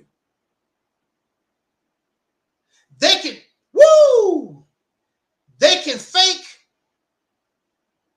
and they might be setting it up, because you notice all these within the last this year and the last few years, you notice all these bank failures. Who they say they could fake a massive bank failure and keep all of y'all money, and then things will return back to normal, but they won't give you your money back. Oh, sorry, your money was lost. This is the kind of people we're dealing with. Criminals. Just like our people. That's why a lot of our ancestors kept their money at home, dug holes in the ground, put their money on the mattress, put it in the wall, hid their money, stopped putting their money in these banks because they will steal from you. These are the type of people that you're dealing with. Nothing has changed. You wake up one day and all your money in the bank, you can't get. It's gone. They might be setting us up for that right now. I don't trust them. I don't trust these people. You trust them if you want. I don't trust them. Because like you said, if you know history like that, then you know not to trust these folks. Never know about these people. But we have to have a different mindset. And we have to look at things more realistically.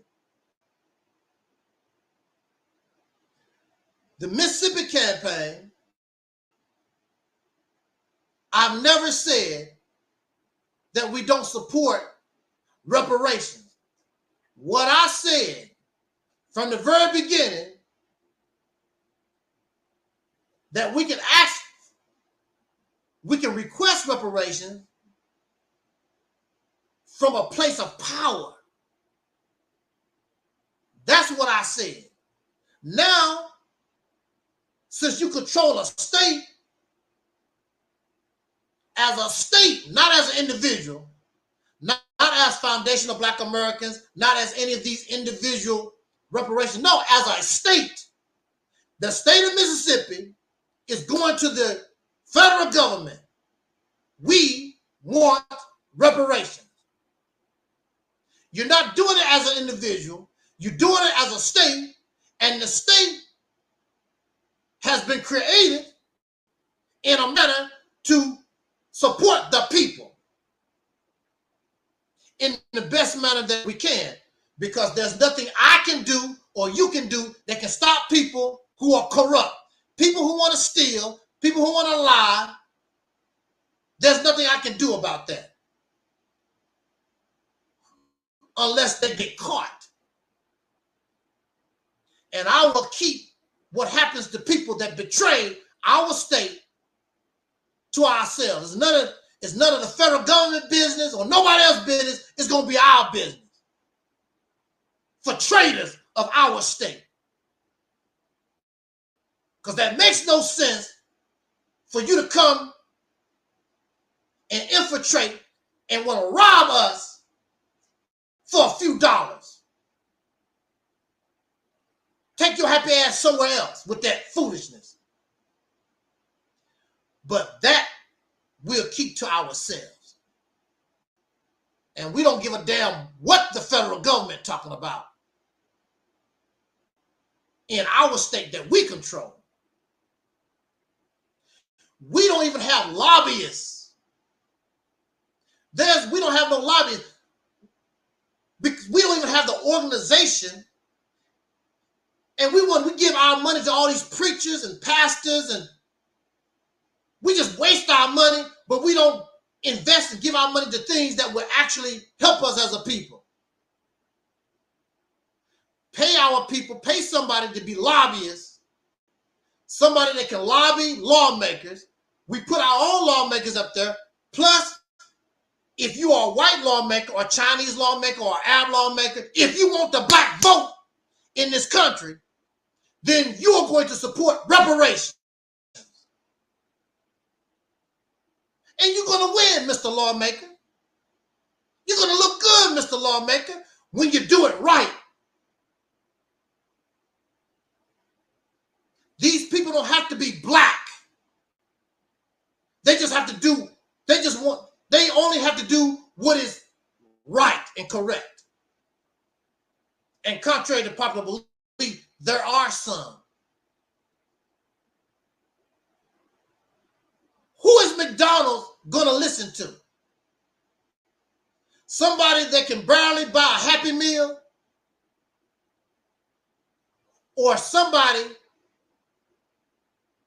that gets McDonald's and caters McDonald's and spend thousands of dollars with them every year? They're going to listen to the person that's spending thousands of dollars with them every year. So you can get upset all you want to, and you can be foundational Black American, and you can be whatever you want to call yourself. Nobody is going to listen to you, and we have no power. We have no influence.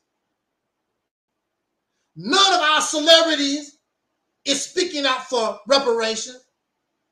I never heard Beyonce talk about reparations.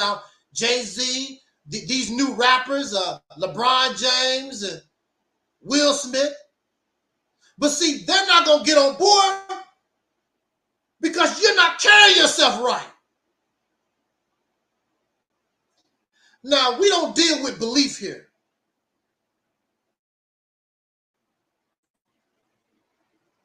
We don't deal with belief here. But I'm going to say I believe. But it's up to us. If we show, well, first that we need to impress is ourselves. Show yourself that you can take control of this state. Show yourself that you can take a poverty-stricken state, use your brain, your creativity, and turn the poverty-stricken state to a wealthy state. It's about the strategy. It's about the mindset. It's about what are you willing to sacrifice.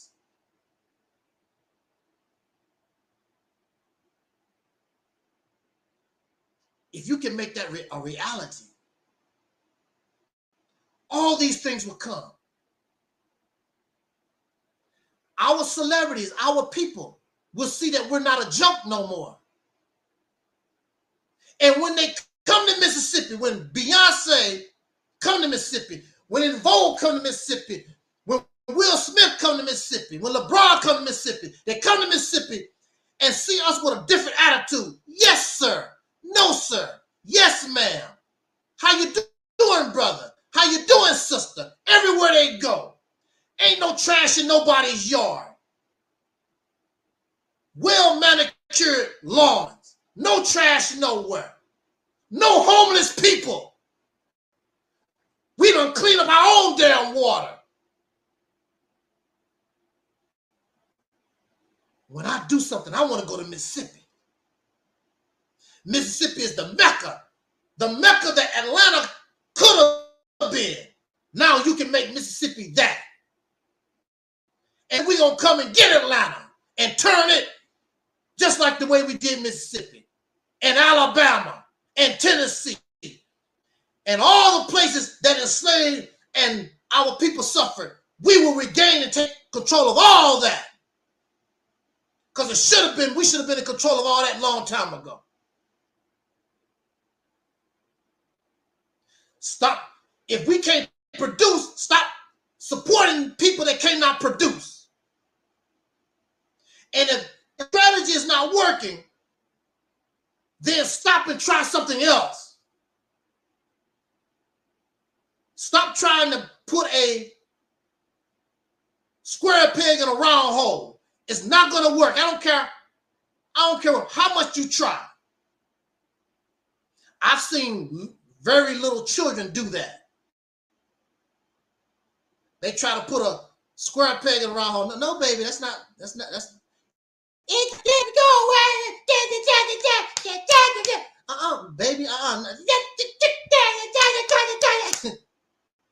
And this is how I feel when I'm talking to the so-called Black conscious community out here on social media.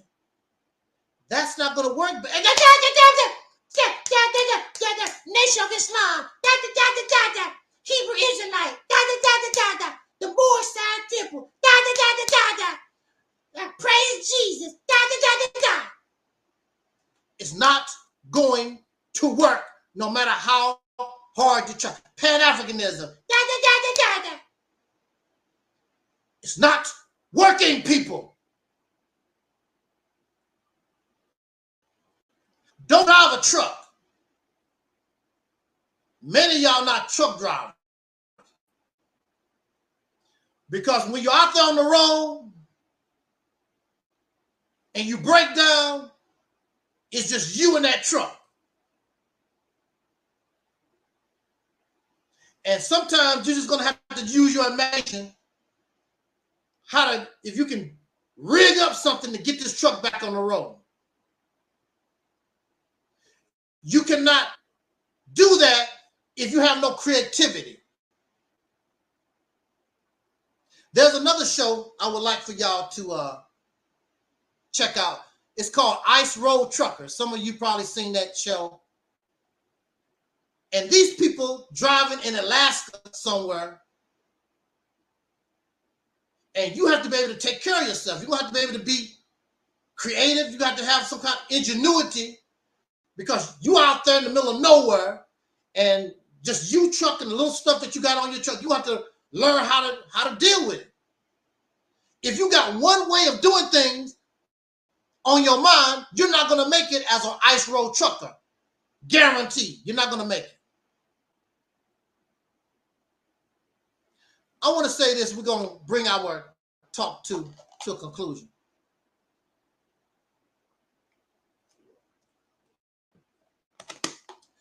I was just talking about the mindset of us as soul brothers and sisters in this nation. I want to talk about the mindset of the people we're dealing with. Because you're talking to a government and you act like that government has compassion for you and like you. You're talking to a criminal organization. Criminals don't pay reparations. This is what you must understand. They're criminals. You even say it yourself. This is a criminal criminal organization. The American government is a criminal organization. Their descendants is a criminal, gangsters. And you begging them.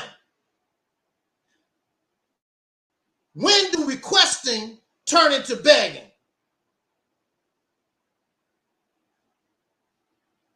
Requesting is this. Terry, I like you and you know, blah, blah, blah, blah. You know, would you go out with me? No. I'm a nice guy, Terry. I don't have a lot of money. No. You're making a request. Now it turns to begging. Please, baby, please, Terry, please, baby. I just love you, baby. I love all your songs. And you got a nice shape on you, and you're just beautiful. Oh, baby, I'll drink your bath water. I do anything you want me to do. Please, baby. Please, baby, please, baby. That's begging. Now we've turned, after 100 years, we're not requesting reparations anymore. We become beggars. And that's a problem for me because it's humiliating and it's embarrassing. Because you're dealing with somebody that's a criminal. They have no compassion. We know their justice system.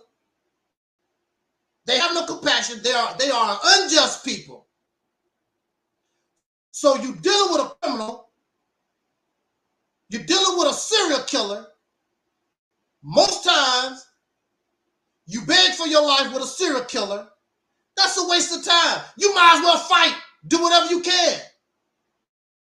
Because his intention is to kill you. These people don't give a damn about us. You say it yourself. So if you say it yourself, what the hell you begging them for? The Mississippi campaign is designed in a manner. Everything that we do is legal. And even though we got to work for it, we're gonna get our reparations whether they like it or not. The begging is over. To give you an idea of the kind of people that we're dealing with, I'm going to say this and we're going to get out of here.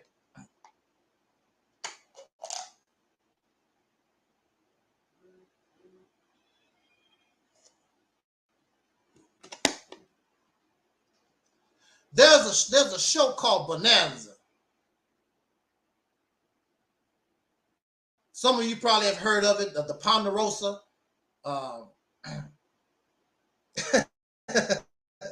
Exactly. Exactly. There's a show called Bonanza, an old Western TV show. In fact, I was named after one of the stars, Lauren Green. I was named Lauren after Lauren Green, Bonanza. And I still like Bonanza. I come from a generation where Westerns was popular. I still like Westerns. Matter of fact, I just watched Tombstone with Kurt Russell. He was starring in that, and wasn't that Val Kilmer in Tombstone? There was one of the episodes was the government, again, this is the government.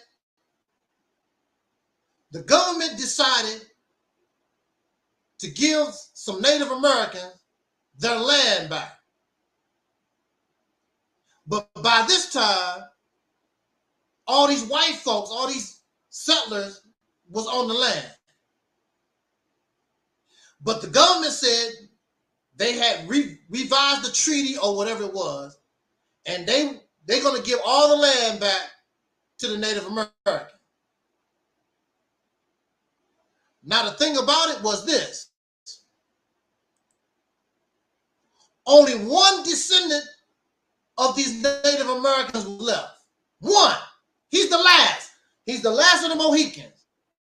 There's no more Native Americans left. He's the last one. So he's the owner. He's going to become the owner of all this land.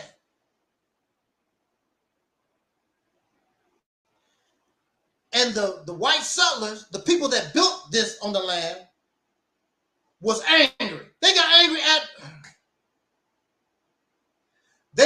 was angry at the Native American guy. He don't have no control over that. It was the government that murdered and harassed his people and gave it to you to begin with. You shouldn't be there. So now the same government is telling you that they're giving this land back to the Native American. Whose fault is that? They blaming the Native American. They blaming us for what the government do. So Mr. Cartwright, he's a millionaire. He's rich because of the land. This is bad news to all these white people on the land because they're going to have to go. They're going to go. And Mr. Cartwright, he didn't like it, but he was like, well, I mean, that's the law. I'm going to have to leave. The other white people,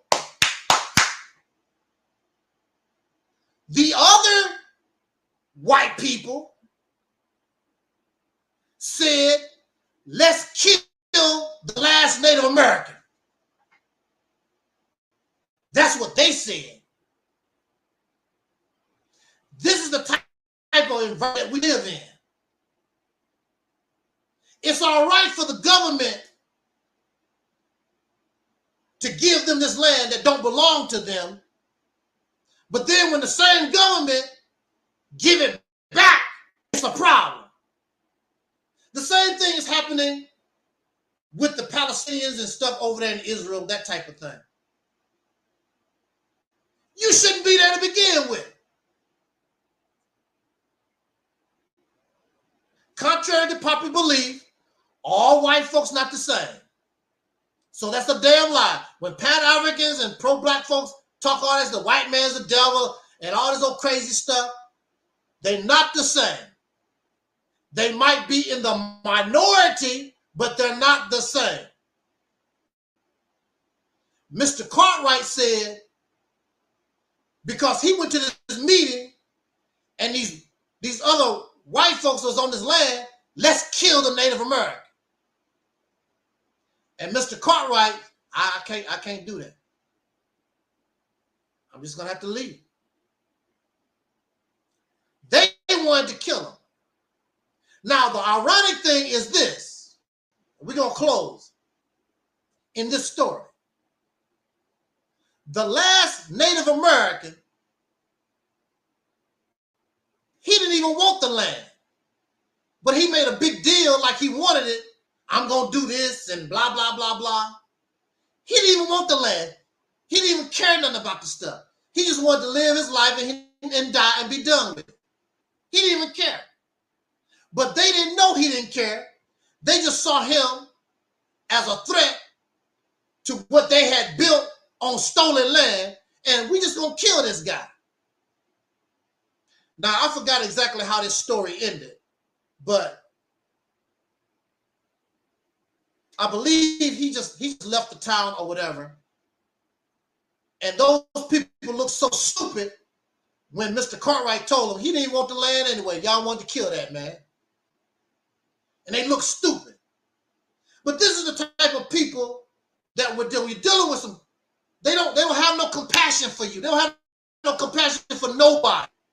It's all about them. They don't give a damn about what happened in the past. They're not a just people. We should know that by now. So what do it look like for us to continue without any kind of political power, no kind of influence, to keep running to them like they're going to do something for us. They're not going to do a damn thing for you. I'm not going to be part of the humiliation and the embarrassment of messing with these people when I know they don't give a damn about us. I can't do it. That's why we come here and we have created what we call the Mississippi Campaign. And I can say with utmost confidence, I know that if you put this into practice and begin to work doing this work of taking control of a state that was the most violent, the most evil out of all the states, and now you take control of it and you make it yours, and you come into power, then they will respect you. You will respect yourself because you didn't think that you could do it. Because you listen to these clowns. That's a pipe dream. That's impossible. But going back to Africa, 40 million of us going back to Africa, that's possible. All this stuff that they come up with, that's possible. We deal with reality here. You can't do nothing in this country without interaction with other people in this country. Pretty soon, we're going to have to interact with the other immigrants that's coming here today. And they might be sitting in seats of power and influence. That's why you don't have nothing here. Nobody respects you. You have voting power. You don't know what to do with. You have economic power. You don't know what to do with. You're disorganized. You hate each other. But see, this is the thing about it. You don't have to like me. I don't have to like you in order to get this job done. Find our spot and let's do it. The problem is many of these people, that's how they make a living. They make their living out of complaining about what white people do. They make their living selling these books about your melanin skin and Kemet. And that's how they make their living. It does nothing for us. So when you come here to Realist Temple on Earth, we're talking about solutions that can change our condition forever, for the better. And we can become the greatest generation ever produced, and our children will be proud of us.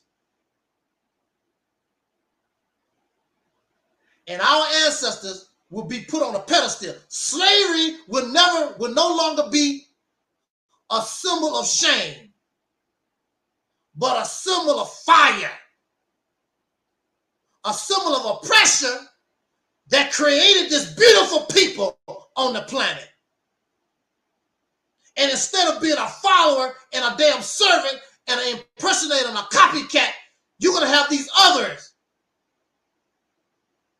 that treat us like a sun and begin to rotate around us, and we give them life, because that's what soul is. Come from the Latin, or you use the Latin word soul, or S-O-L. In the Latin, it means sun. We are the givers of life. We bring the people up out of darkness. They can't comprehend it because they lost in the past. They can't comprehend what I'm talking about because they lost in fairy tales and fiction. And it's very simple, because we become a living example of that. With each generation, we get better and better and better. If we start telling lies in 2023, and our children don't know nothing about how to tell a lie, then we can only get better and better. They don't even know nothing about telling a lie.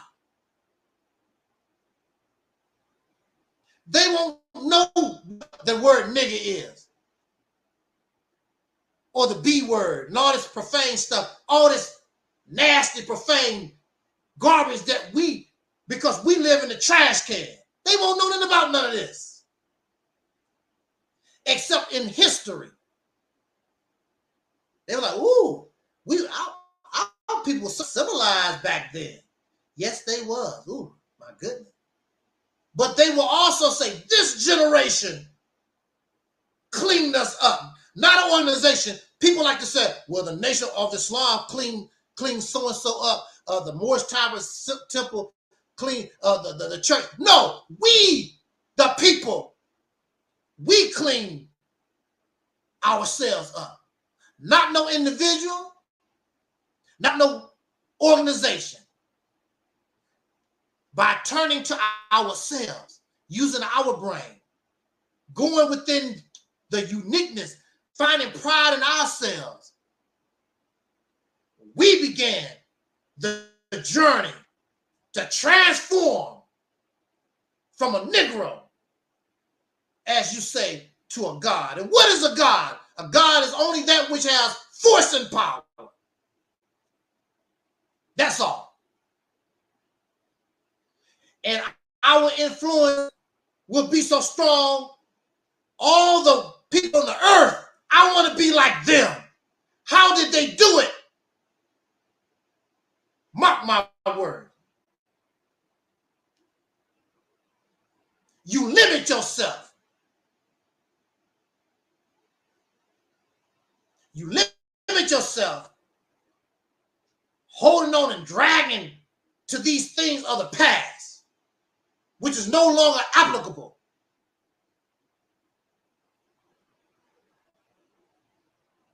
You don't need a cane if you can walk. Those things that help us in our infancy, to help us to walk. Once you're able to walk, you don't need it. Once you are not sick, you don't need a doctor no more. You hold on to these things because you still crippled, because you're still sick. But we're here. The real Jesus, the real Christ, to give sight to the blind, make the lame walk. That's what we do here. And it's easier than you think, because I know you are. I know you might be a little afraid, and you don't have no faith in yourself. I got faith in you. Change your mindset, change your strategy. You be on your way. I know this. It worked for me as an individual. If I kept the same mindset that I had when I was locked up, I wouldn't be talking to you right now. I had to change the way I look at things. I had to change how I did things, because what I was doing was not working. You have to be open to change. Try it. You might like it. We scared to try. And a lot of us don't want to try because you don't like Angel Snuffing Up 7. Why you don't like Angel Snuffing Up 7? I ain't do nothing to you.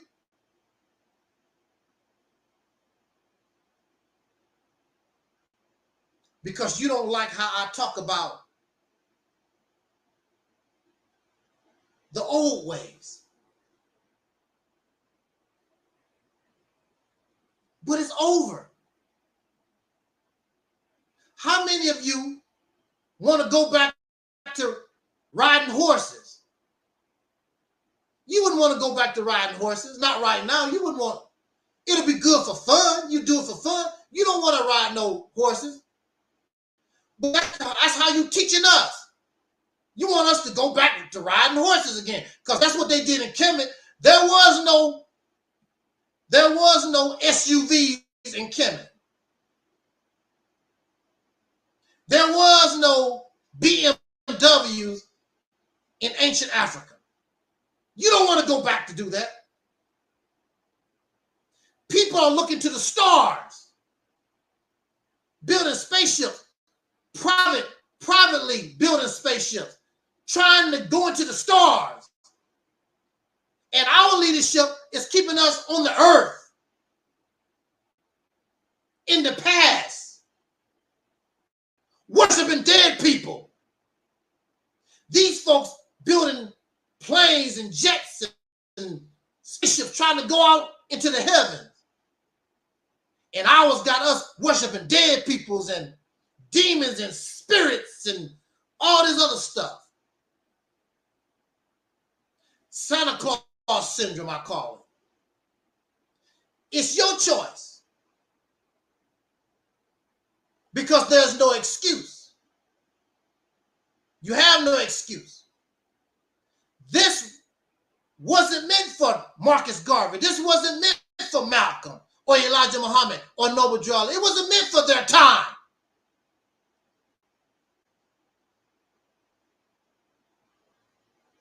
Your time. We learn from their mistakes so that we can walk easier. You don't walk easier because you're still doing the same mistakes.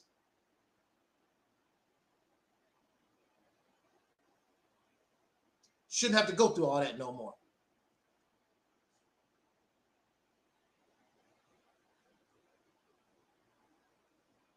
Saying this one more time about the mindset. I watched a video. It had Tupac in it. May he rest in peace. I like Tupac Shakur. I love. I don't like a lot of rap music, but I did listen to a lot of Tupac music. But I saw a video on Facebook with Tupac, and Tupac was talking about millionaires. Tupac should have been a multimillionaire. I don't think he was a multimillionaire. I think he was, basically, he died sort of broke, like many of us do. But Tupac should have been a millionaire. But Tupac was talking about people with money. And Tupac was asking, how can people have so much money and they sleep at night and people are homeless? And we have all these problems in the world that could easily be solved with a little money. And Tupac was like, it's cool, you earn the money. And you should live a certain way, I guess, if you want to, because you earn the money. But Tupac was like, but where's your, I mean, how can you, where's, wealthy people don't have conscience. And I assume that Tupac would know about wealthy people because he was a celebrity. He was always surrounded by people with money. And Tupac said, wealthy people don't have any conscience. And it goes back to generational wealth. You have far more wealth than your family needs. It becomes greed. It becomes hoarding. Our mindset has to change. That's an unnatural behavior. Again, I want to be better than somebody. I want to be able to control somebody. I'm going to pay you a few dollars because I got money. I don't have to cut my own grass. I don't have to clean my own swimming pool. I just pay for some. I want to pay for some slaves.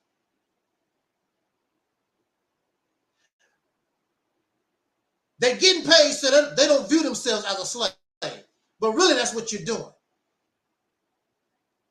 Cleaning somebody else's nasty ass house, taking care of their nasty ass children, because they can afford to pay for it. Their lazy ass don't have to do nothing. You are a paid slave. What is a slave? Whether you are paid or whether it's involuntary slavery. What is a slave? A slave life exists for the interest of somebody else. That's what a slave do.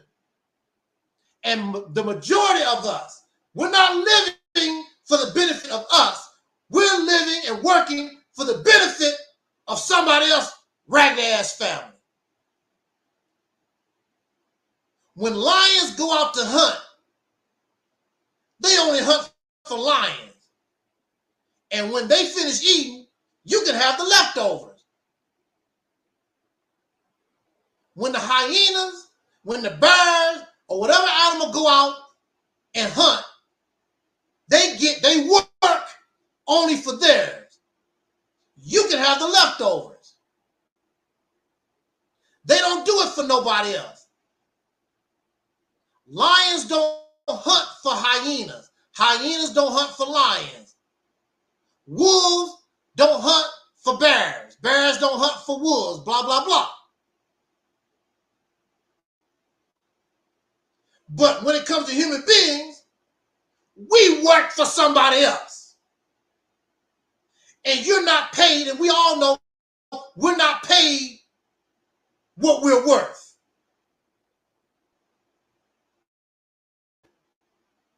LeBron James make millions of dollars. But the people that don't play basketball make all the money. LeBron James is a highly paid slave. And some of y'all are silly. I wouldn't mind being a highly paid slave.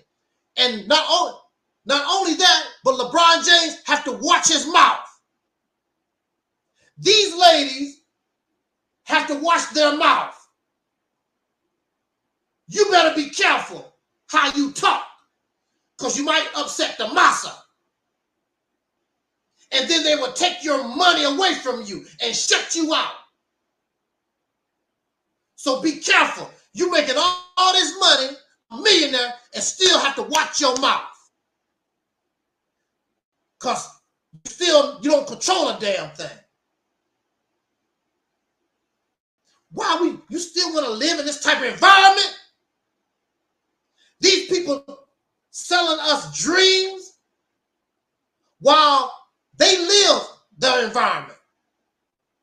Louis Farrakhan is living, Tariq Nasheed, all these people that we're giving our money to, they are living in the system they claim is foul. They're benefiting from it.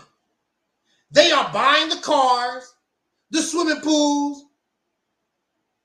They're part of the system that they claim needs to be destroyed.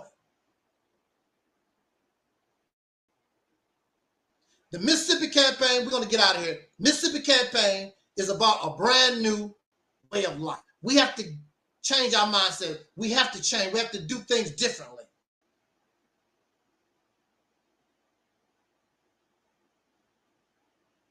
We must begin to understand that you are more valuable than a BMW. You are more valuable than that big housing project, mansion. You, the living. When you go to the hospital, none of your material things will visit you in the hospital. All the awards, all the material things that Michael Jackson had, none of it is with him. So why are we investing? I don't give a damn if it's gold or silver or pearls or diamonds. None of it is more valuable than a human being.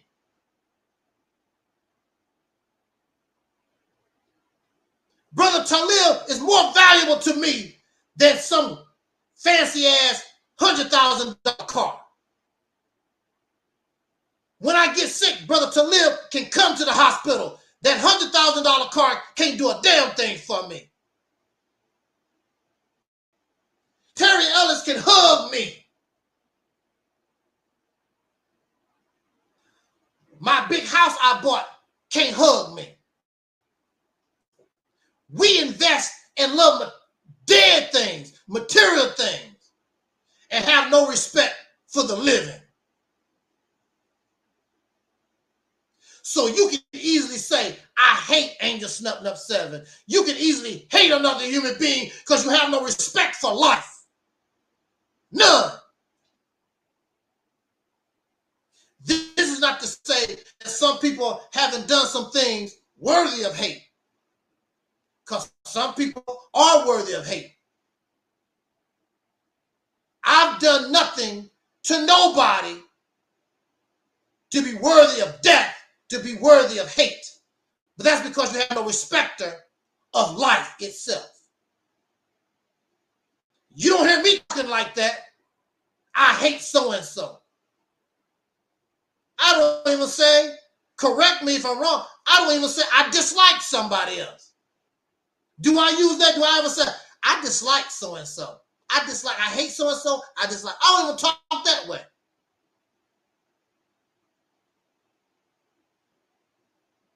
I might hate or dislike an action or what somebody done, but I don't hate life. I don't dislike living, because as long as there's life, there's hope.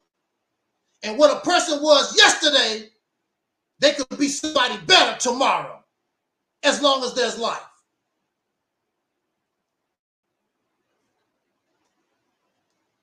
So you can hate and you can wish death on people and then believe in Jesus and believe in Allah and Yahweh and Yahshua and Yah and all this other stuff. Some of the most hateful, violent people on the planet are people that believe in this God. And this God is tyrannical. This God tells people to murder folks. This God goes out and destroys and kills and murders. I see more violence from this God than anything of love. I asked somebody to make a video talking about God is love.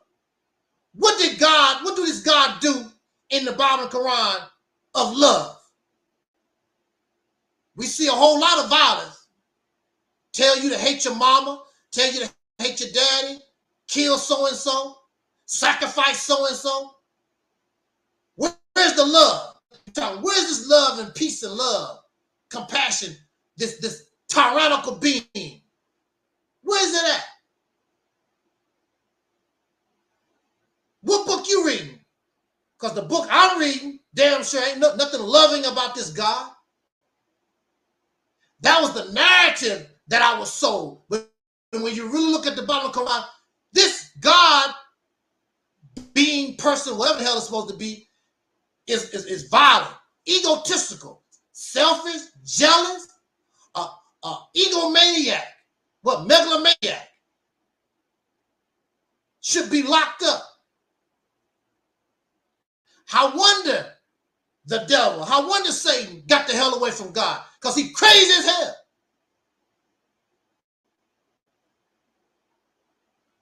And if you notice, there's only one side of the story, basically coming from God. The devil, Satan, don't talk, don't say nothing. It all comes from God. One-sided story. And we eat it up. And this God even telling us how violent he is. It's usually they say it's a he. So I see why y'all all messed up. Because you're just like your God. You're profane, you're violent, you're nasty, you're egotistical, you're arrogant, you're selfish, greedy, just like your God. So I'm not shocked about it. You're just like God. And you want to grow into a God. And that's your example. Wow. Whew. We are out of here. brothers and sisters, soul brothers and sisters, I thank you so much. I hope I didn't want to keep you long. We might come back tomorrow and do our other topic instead of wait until next Sunday.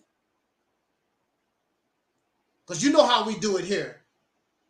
Tomorrow is not promised to nobody. So if I'm up to it, I might come tomorrow and do our Sunday lecture tomorrow. But I did want to come this afternoon. I was inspired by the Foundation of Black American Expo, Brother Ben X, and the sisters documentary 1619 Project. I don't hate on nobody. I'm not a hater. I'm not jealous of nobody. I'm not envious of nobody. I want you to be successful. But when it's clear that what you're doing don't work, I'm doing you a disservice not to tell you that's not working. Stop. Like the little example that I just gave about the child square peg in a round hole. No, baby, nah, it's not gonna work. It's not. Get away from. And that's what you do. You crazy. Get away from me. Blah, blah, blah. That's what you do. Act like a child. When clearly you can see, it's obvious that square peg is not going to that round hole. Don't do it anyway. Oh, well, nothing that you can do about it. You cannot save everybody. All stories don't have a happy ending. You cannot save nobody that don't want to save themselves. And plus, we're not saviors here. We're not messiahs. We're not divine here. That's what you want to do. That's your business. You want to look stupid? That's your business. Because the people looking at you, they might not tell you, we're looking pretty stupid. Keep begging criminals for reparation. These people, this is a criminal nation. They have no intent. Criminals don't pay reparations. You're wasting your time. On that note, let's get out of here. Again, shout out to our chat room. I see a new face in the chat room, Theodore Brown. Shout out to Theodore Brown for that good comment. Let me put it back on the board. Theodore said, "Where was Horace and Ra?" Theodore said, "Where was Horace and Ra during slavery? Where was Mayette during slavery? Where was Ashe? All that stuff. Where was all that, during slavery? Where was all that during Jim Crow?"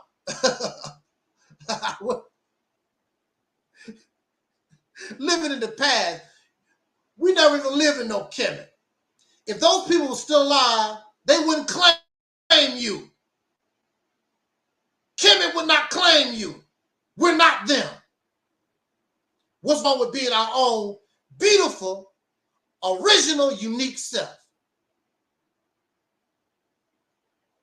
Whatever positive that you see in Kemet, you also got to accept the negative. They wasn't holy and righteous folks. Matter of fact, in recorded history, nobody is holy and righteous, especially in a patriarchal society. Living under the control of men, foul. There has been utopia. The male gender is foul, proven foul. The history written by them with their own hands. So don't blame Angel Snub 7. Men with their own history, no women is involved. They was writing their own history, and they all foul. The only utopian society, civilization is fairy tales, belief. And you can tell by our behaviors right now, it's always been foul. Because good people can only produce good people. How the hell can a utopian society produce this? It's impossible. No, foul produce foul. Always been foul.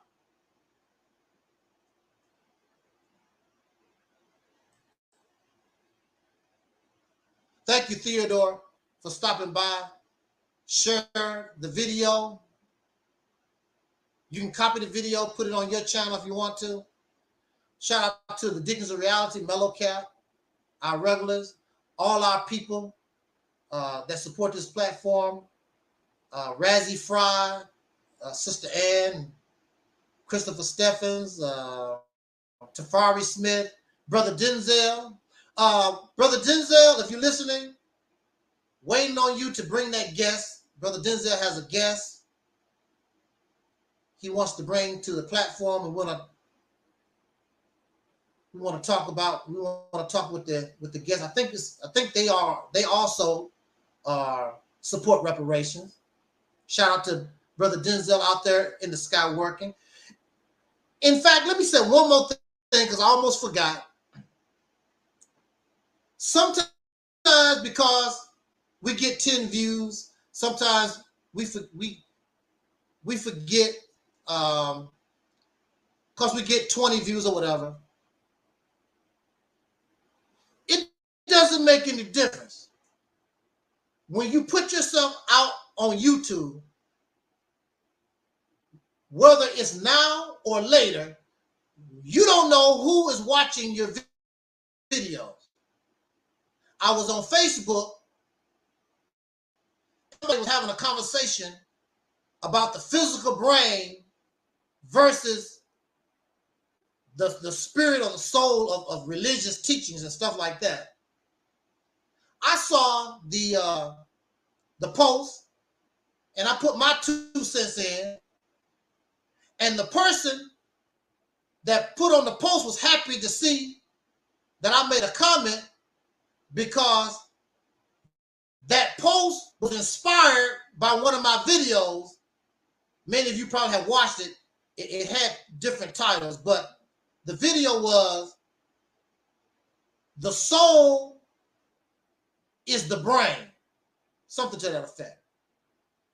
That's what I talk about here, that the soul or the spirit is your brain. And that's what that post was based upon, my video, "The Soul is the Brain." And that's what the whole conversation was about. And the people that understood how the spirit or the soul is just your brain, as you would think, they were ripping those people in the fantasy world, this fantasy spirit soul thing. They was tearing them up. They didn't have no answers. That's fantasy stuff.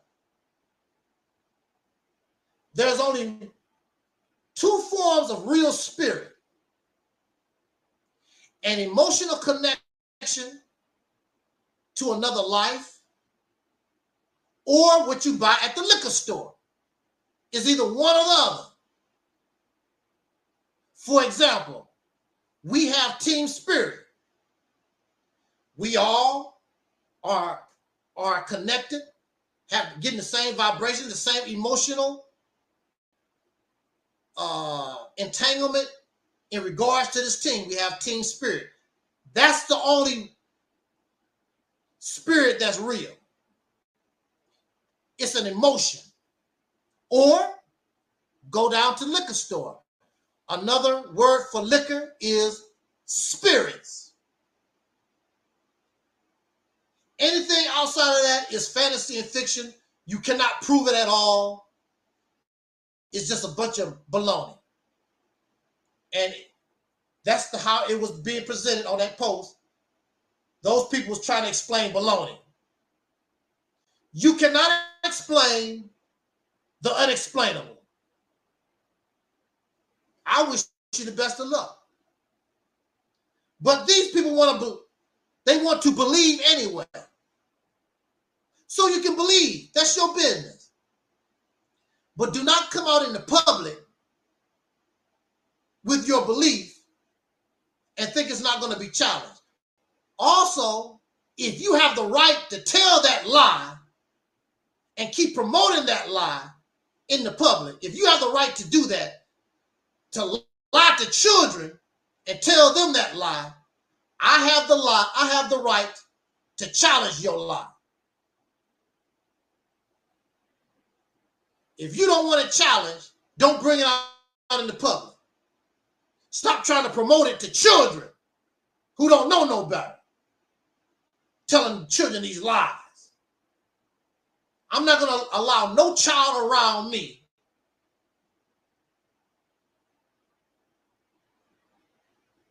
to believe that these lies is true. It's not going to happen. Because it's a lie. And you can science it up and flip it and try to make it, it's a lie. It's lies. From dead folks. None of it is self-discovery. They got it from somewhere.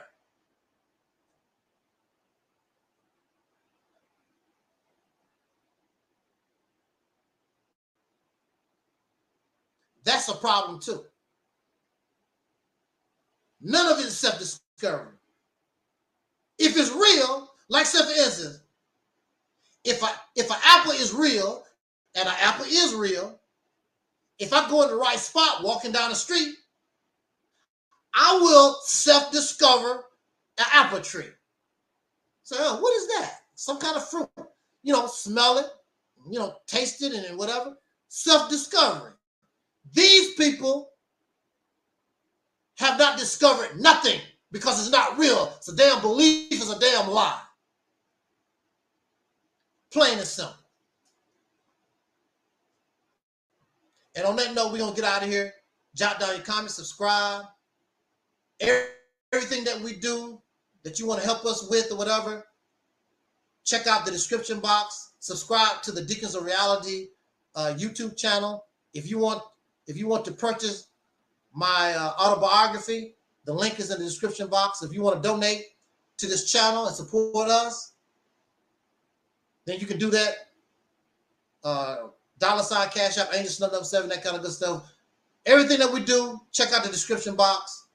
And if you notice, what we talked, 3 hours?